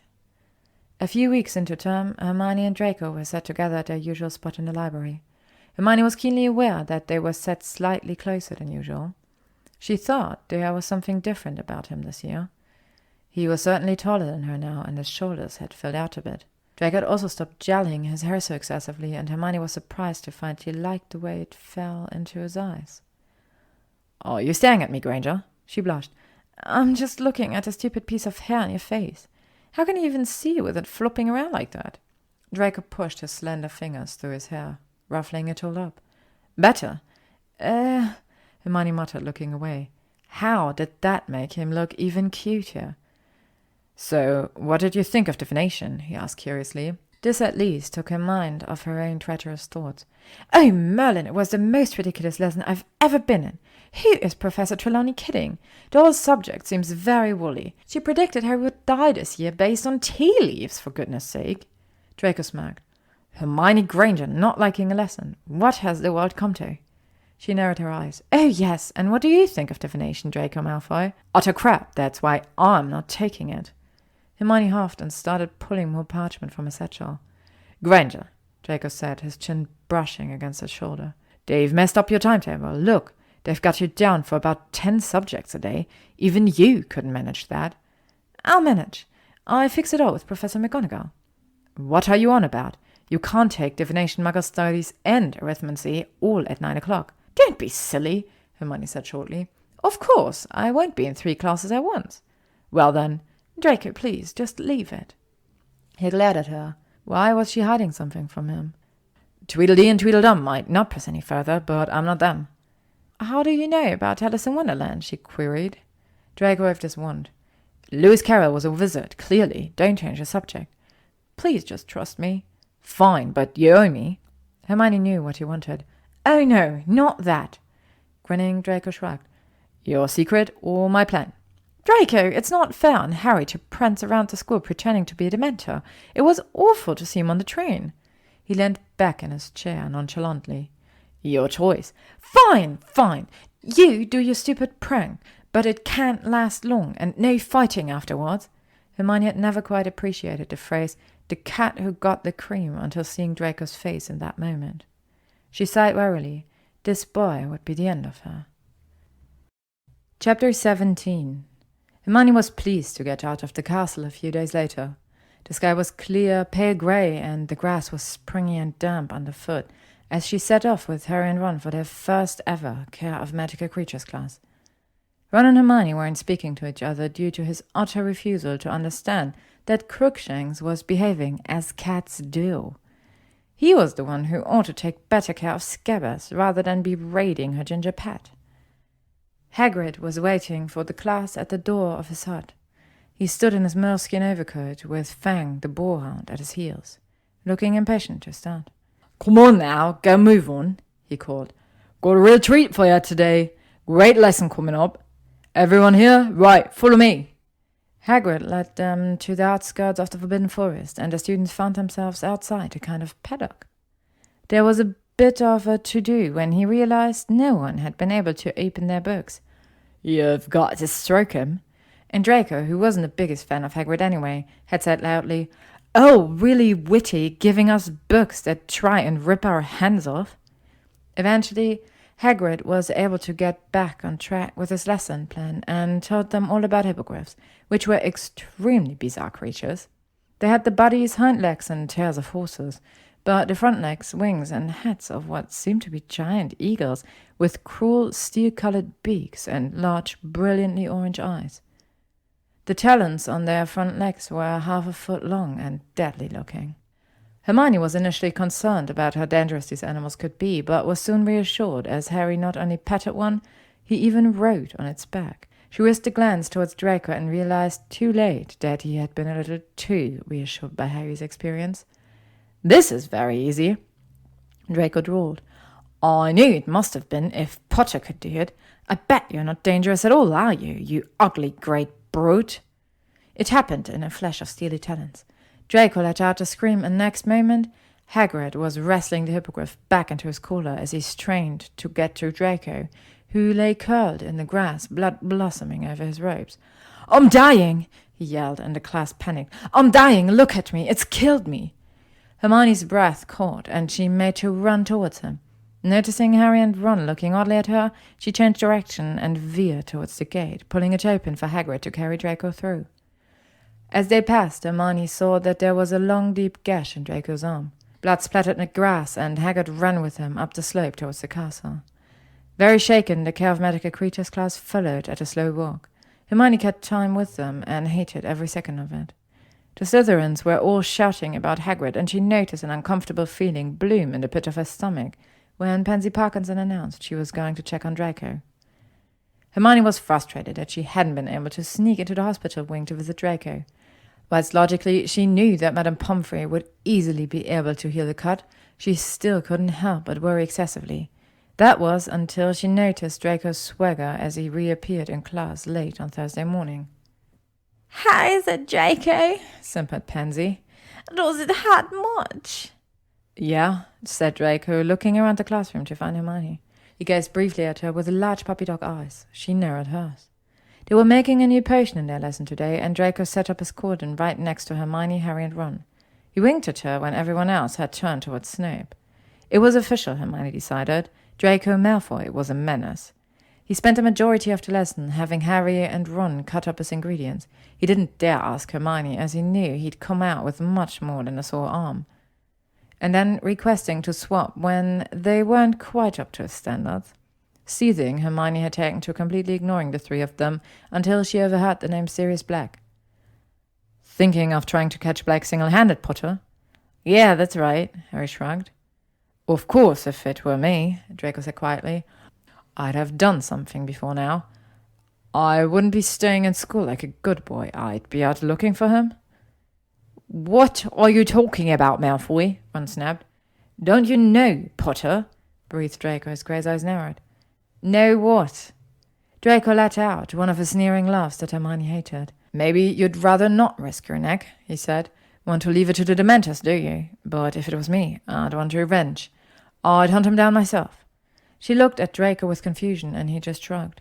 Hermione would have to question him in the library later tonight. Draco found her fast asleep at their desk that evening. Her head lay turned slightly to the side, a small smile on her face, and her bushy hair was laid out around her like a halo. He sat down and had the oddest urge to gently stroke her cheek.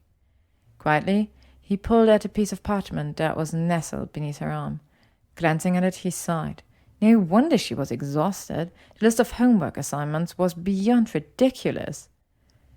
He left her to sleep as he made a start on his own work. Eventually a small voice said, "Draco?" "Finally," he drawled. "You've been rather rubbish company so far this evening." Hermione huffed, still half asleep. "Sorry, you should have gone to see your girlfriend Pansy instead." "What are you talking about, Granger?" She was suddenly wide awake. Nothing." "Please," said Draco, secretly pleased at the jealous tone he noted in her voice. "Never use her name and girlfriend in the same sentence again." Hermione tried not to look smug. "You don't really talk about your friends, you know." "Well, I guess you're my only real one," Draco replied. "How desperately sad." "What about Crabbe and Goyle?" He gave a short laugh. "They're useful at times, I suppose. Blaise and Theo are okay too. We're just very careful about what we say to each other." "So," Hermione smiled sweetly, "does that mean we're best friends?" Draco choked as she continued laughing. "Shall we make each other friendship bracelets? What colors would you like? I could—" She wasn't able to finish her sentence as Draco had thrown 3 quills at her head. "Friendship bracelets, my arse," he muttered darkly. Hermione's smile faded as she remembered what she was meant to be questioning him about. "What were you talking about earlier when you said Harry ought to want revenge on Sirius Black?" "Oh, that?" "Yes, that. Right after you were being the world's biggest prat." Draco glared at her. "I was an exceptional pain, I'll have you know. Still am. I don't see you looking after me." "No, I'm not an idiot." He huffed in a very Hermione-like fashion and told her that, prior to the term starting, he had caught bits of his father on a fire call. "Yes, Avery, it is correct that Black has escaped. The Potter's secret keeper betrayed him. He's not been seen again since the Muggle culling. That doesn't tell us anything, Hermione said in confusion. Why would you jump to Harry wanting revenge? It's obvious, isn't it? Black was the Potter's secret keeper. He betrayed them by telling the Dark Lord, which means it was his fault they were murdered. Draco shrugged. And even if I'm wrong, hopefully it'll get Potter into some trouble. She rolled her eyes. You know, if he gets into trouble, so will I. Draco hadn't considered that in his spur-of-the-moment bobs towards the boy who spends too much time with Hermione. Bloody Gryffindors. Hermione continued. I suppose I can see some of the logic. I just don't know if it's enough to tell Harry. Don't, he said to protect her. He was certain the Chuckle brothers would run into danger without consideration otherwise. I'll see if I can find out any more and let you know. She yawned and briefly, too briefly, laid her head on his shoulder. Thank you. Draco's heart almost burst from his chest. Merlin, what was happening to him? Chapter 18. Hermione was sat with Ron, who was finally speaking to her again in the buzzing Gryffindor common room one evening when Harry threw himself between them, having just returned from Quidditch practice. What's happened? He asked. First Hogsmeade weekend, Ron replied, pointing at a notice that had appeared on the battered old notice board.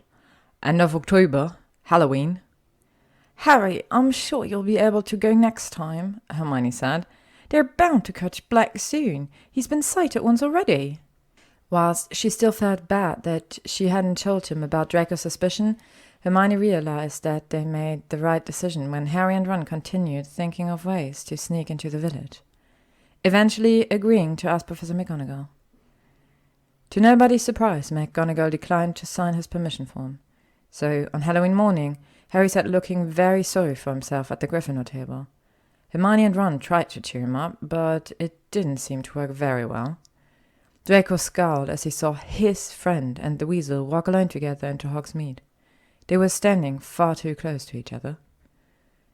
A few days later, Hermione shuffled into the Great Hall with the other Gryffindors after discovering that Sirius Black had made an attempt to get into their common room. She shuddered at the realization of how close he had come to finding Harry. 10 minutes later, they were joined by the students from Hufflepuff, Ravenclaw, and Slytherin. She immediately caught sight of Draco, and whilst very few people would notice anything different about him, Hermione could feel the worry emanating from him. The relief that filled his eyes when he caught sight of her made her breath catch in her throat. Professor Dumbledore waved his wand, and hundreds of soft purple sleeping bags appeared.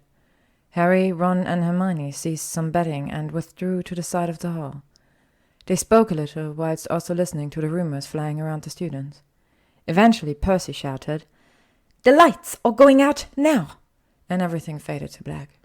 Hermione closed her eyes, and as she rolled over, she knocked into another body lying next to her. A scent almost as familiar as her own overcame her. "How did you get here?" she whispered so quietly it was almost inaudible. "Everyone's too excited to notice much of anything at the moment," Draco replied. "I was so worried about you." Hermione was surprised. It was rare for him to be so forthcoming with his emotions. When he was, she knew how much it meant. She reached out to grasp his hand, and he gently laced their fingers together.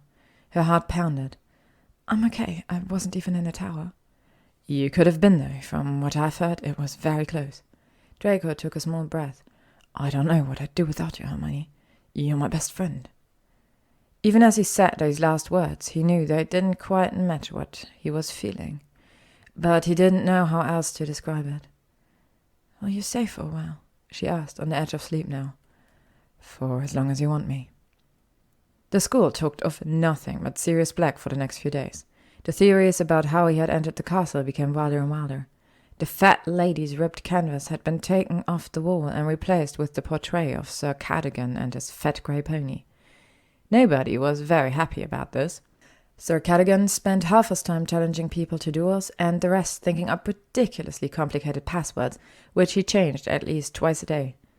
In her near-exhausted state, this was the last thing Hermione needed. Unfortunately, life was not planning on making things any easier for her. Hermione was not at all pleased. Why had Fred and George thought it a good idea to give Harry, of all people, a magical map that all but encouraged rule-breaking? When she had merely suggested that, of course, he was going to hand it in to Professor McGonagall, he and Ron had stared at her as though she had grown an extra head. The blessed map was the reason Harry had snuck into Hogsmeade to find her and Ron, which had subsequently led to them finding out that Sirius Black was Harry's godfather and had been James Potter's best friend. Not only that, but Draco had been right. Black was a traitor and had betrayed Harry's parents. He was a mess, and there was nothing either Hermione or Ron could do to help him. Harry had barely spoken for the rest of the day, or the one after that. It was only when the common room had emptied for the Christmas holiday that he finally started to talk again. "Malfoy knows," Harry said abruptly. "Remember what he said to me in potions. He was right. I do want to hunt him down, hurt him, get revenge." Hermione was struck by the callousness in Harry's voice, but she could understand it, to a certain extent. After all, Black was the reason Harry had never even spoken to his parents. But ultimately, she knew it wouldn't be what his parents wanted, and she told him this. It didn't go down too well, and an awkward silence fell. "Look," said Ron, obviously casting around for a change of subject. "It's the holidays. It's nearly Christmas. Let's go down and see Hagrid. We haven't seen him for ages." "No," said Hermione quickly. "Harry isn't supposed to leave the castle, Ron." "Yeah, let's go," said Harry, sitting up. "I can ask him how come he never mentioned Black when he told me all about my parents." Further discussion of Sirius Black plainly wasn't what Ron had had in mind.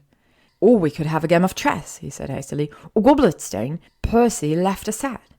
"No, let's visit Hagrid," said Harry firmly. So they got their cloaks from the dormitories and set off through the portrait hall, down through the empty castle and out of the oak front doors. They made their way slowly down the lawn, making a shallow trench in the glittering, powdery snow, their socks and the hems of their cloaks soaking and freezing.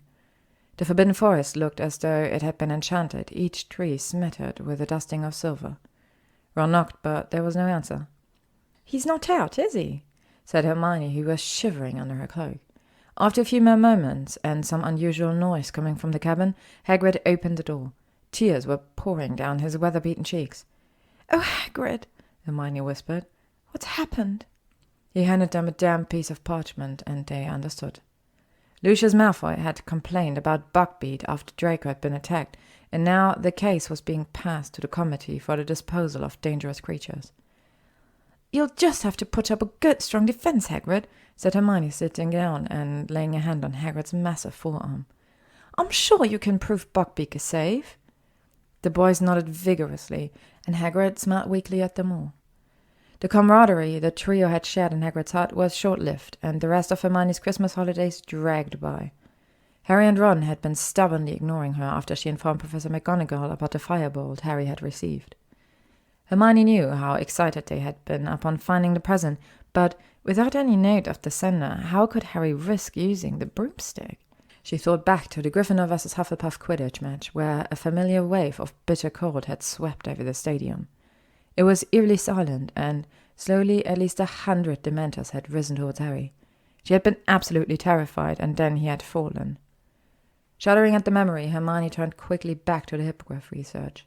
Books were strewn all over the library table as she fervently worked through each and every one. She imagined that Draco would be appearing sometime this evening, as he was now back in the castle. Another issue for her to deal with. "I'm sure I've read about a case of hippogriff baiting," Hermione muttered to herself. "Where is it?" "Talking to yourself, Granger," a voice behind her drawled. "First sign of madness, you know." She glared over her shoulder. "Why don't you take a look at these books, Malfoy?" "Oh," was all he said. "How long have you known?" Hermione asked him.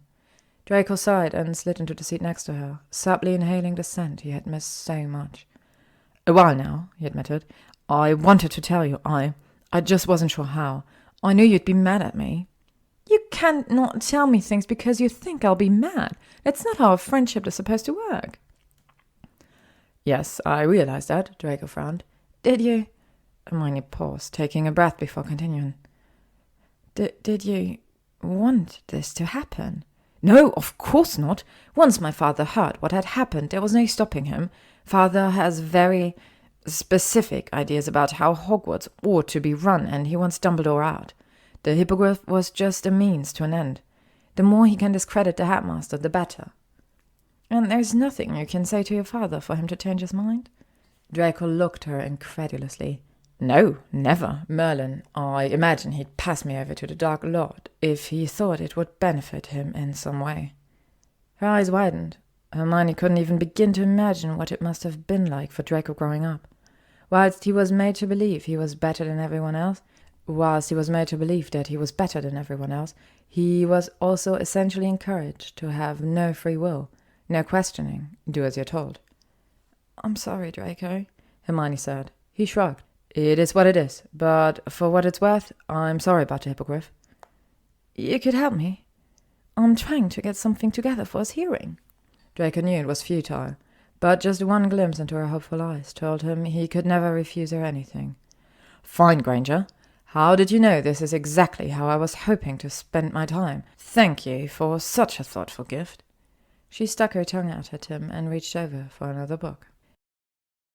Chapter 19. It was the morning of the Gryffindor vs. Ravenclaw match, and Harry was being heralded as some sort of messiah as he strolled into the great hall with his firebolt. Despite now having it back in possession, Harry and Ron were still not speaking to Hermione. Sure, you can manage that broom, Potter, said a drawling voice. Draco had arrived for a closer look, Crabbe and Goyle right behind him. Yeah, I reckon so, replied Harry casually. Got plenty of special features, hasn't it? Said Draco, eyes glistening mischievously.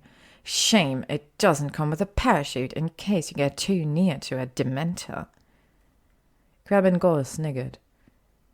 Pity you can't attach an extra arm to yours, Malfoy. The Gryffindor team laughed loudly, and he stalked away.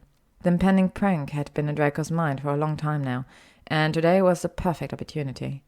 Potter deserved it for all the trouble he had been causing Hermione. At 11:15, the students began excitedly heading down the pitch. Eventually, the whistle blew, and the game began. Hermione was reading yet another book in the desperate hopes that it would help Buckbeak, when she heard Cho Chang scream from her broom and point downwards.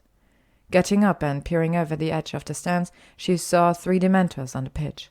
Panic flooded through her, but as she looked back to Harry, he plunged his hand into the neck of his robes. Whipping out his wand, Harry roared, Expecto Patronum! Something silver-white, something enormous, erupted from the end of his wand.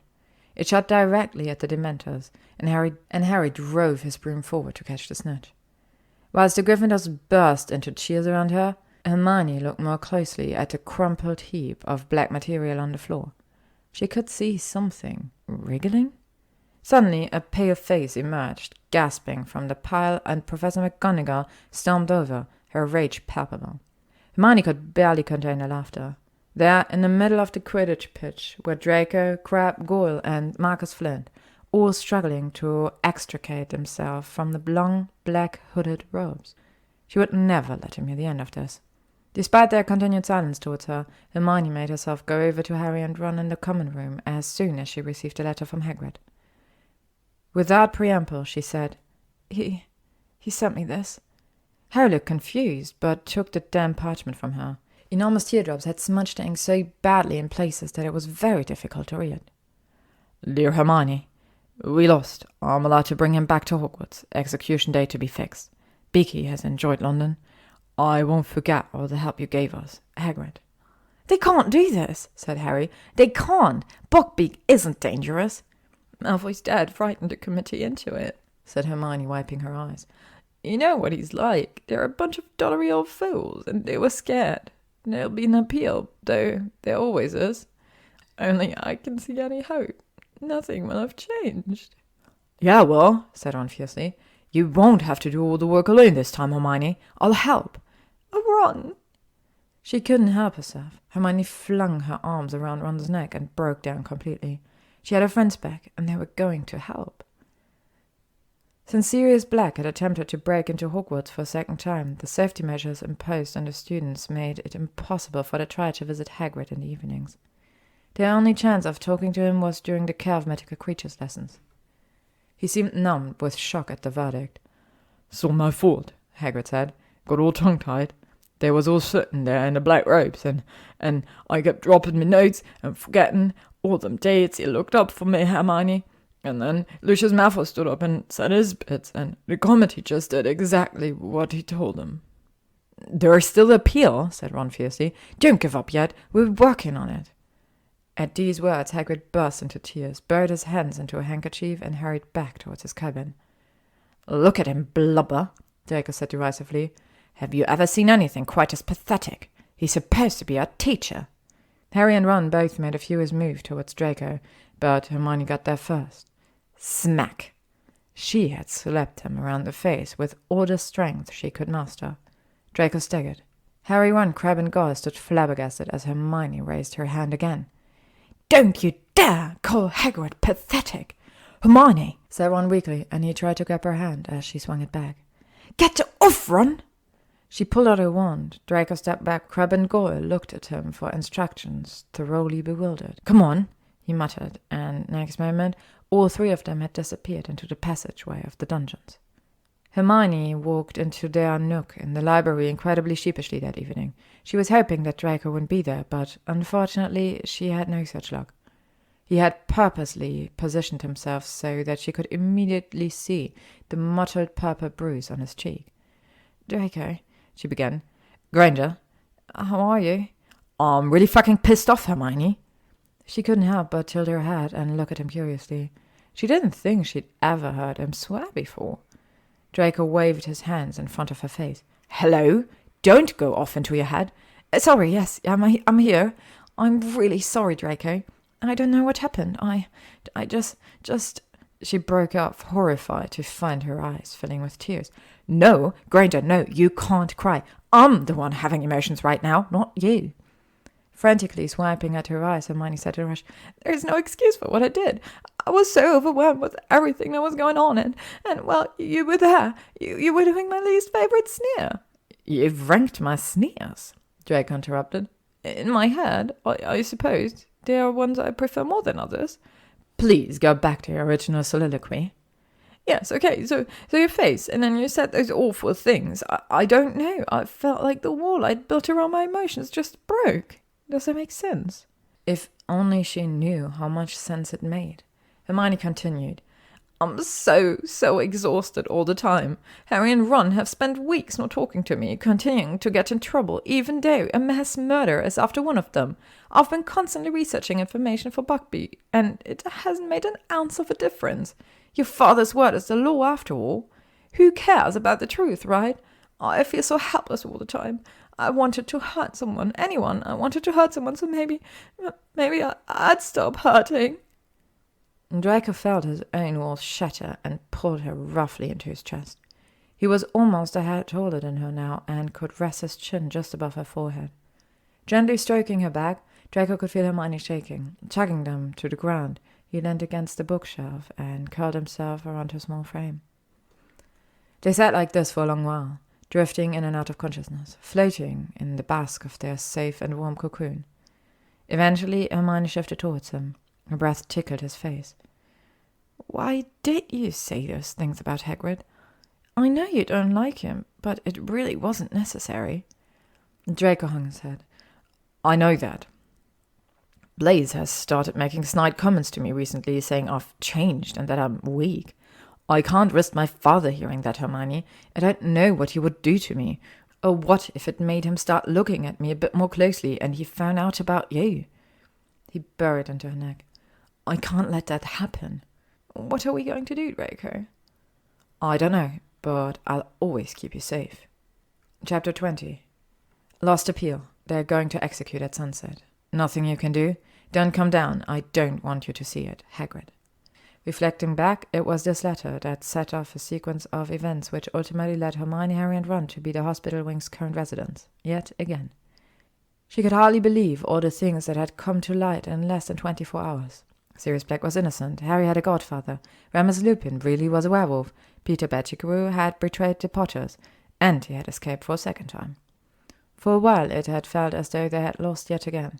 Hermione recognized the familiar black pit steadily building in her stomach, the sense of helplessness that never ceased. That was until Dumbledore reminded her of the invaluable item she currently possessed. Miss Granger, 3 turns should do it.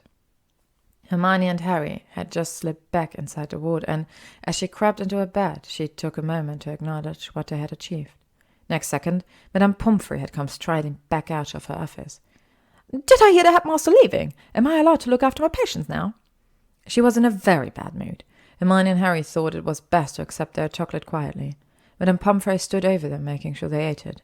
But Hermione could hardly swallow. She and Harry were waiting, listening, their nerves jangling. As they took their first piece of chocolate, they heard a distant roar of fury echoing from somewhere above them. The voices became louder, and she could tell it was Snape. Cornelius Fudge, Snape, and Dumbledore came striding into the ward. Dumbledore alone looked calm. Indeed, he looked as though he was quite enjoying himself. Fudge appeared angry, but Snape was apoplectic. "Out with it, Potter!" he bellowed. "What did you do?" "See here, Snape, be reasonable," said Fudge. "This door's been locked, we just saw—" "They helped him escape, I know it!"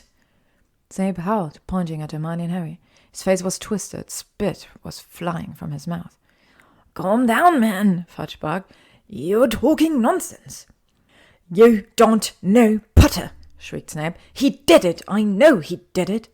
"This will do, Severus," said Dumbledore quietly. "Think about what you are saying.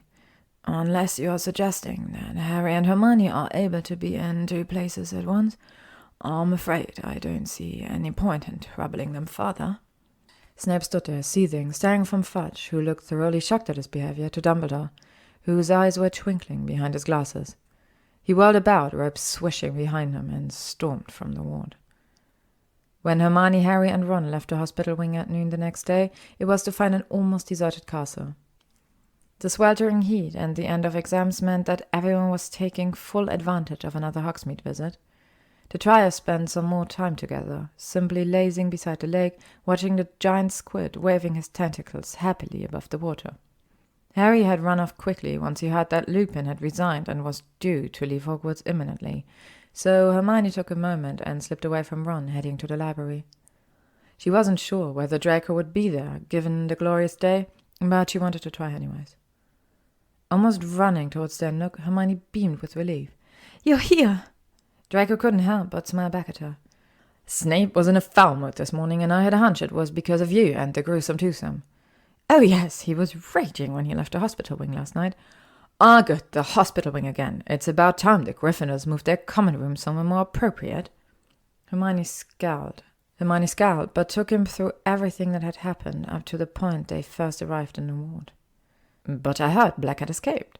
"True, and there's really quite a simple explanation for that," she told him.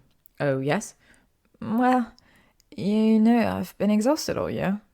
"Yes, Granger, you've fallen asleep on me numerous times. Like I've said before, I'd come to expect more from our friendship." Ignoring him, Hermione continued. "So, Professor Dumbledore gave me permission to use a time turner. I've been using it to manage my timetable, and that meant—" "I'm sorry?" Draco interrupted, staring incredulously. "What now? Please just repeat that." "I've been using a—" Draco cut her off with a wave of his hand. "Actually, no. I don't need to hear those words again. You've been using a time turner to attend extra lessons?" Hermione opened her mouth and then closed it again. How was this sanctioned by the Ministry? How did Dumbledore say this was okay? Actually, how could anyone say this was okay?" "It's very important that I achieve a well-rounded education," Hermione suggested. "Granger, I have no words. You're a liability." "Anyway, you're missing the entire point here," she chided. "The reason Buckbeak and Sirius escaped was because Harry and I used the time turner to go back in time and sort out this whole mess." He paused, blinking rapidly. "Time-related magic is unstable. You're meant to avoid serious breaches of time law. I'm fairly certain what you just told me would count as, a breach." "I know what I'm doing, Draco. We only went back 3 hours, and we didn't engage with our past selves. Mostly. I didn't, anyway." "Please don't tell me." Hermione smiled. "Anyway, you'll be pleased to know that I went to see Professor McGonagall this morning. I've decided to drop Muggle studies. Honestly, the time turner was driving me mad. Without that and divination, I'll be able to have a normal timetable again." "Thank Merlin." Draco raised his hand to the sky dramatically. "You're ridiculous," she laughed, poking his ribs. "Whatever I will do without you for another whole summer." "I imagine it will be touch and go at points, but I'm sure you can make it through the pain." This year, as a self-proclaimed goodbye present, Draco was gifted with not one but 2 hugs. He was also adamant that the kiss to his cheek briefly caught the corner of his lips. The end. Part 1 is finished. Hermione and Draco have made it through their first 3 years of friendship, and we are now entering the next stage of their relationship. So, stay tuned. Thank you for listening to today's chapters of I Like Me Better by LeilahMoon, read by Ella Makes My Bella. If you would like to stay up to date on upcoming chapters and stories, you can follow me on YouTube, Spotify, AO3, Instagram, or Tumblr.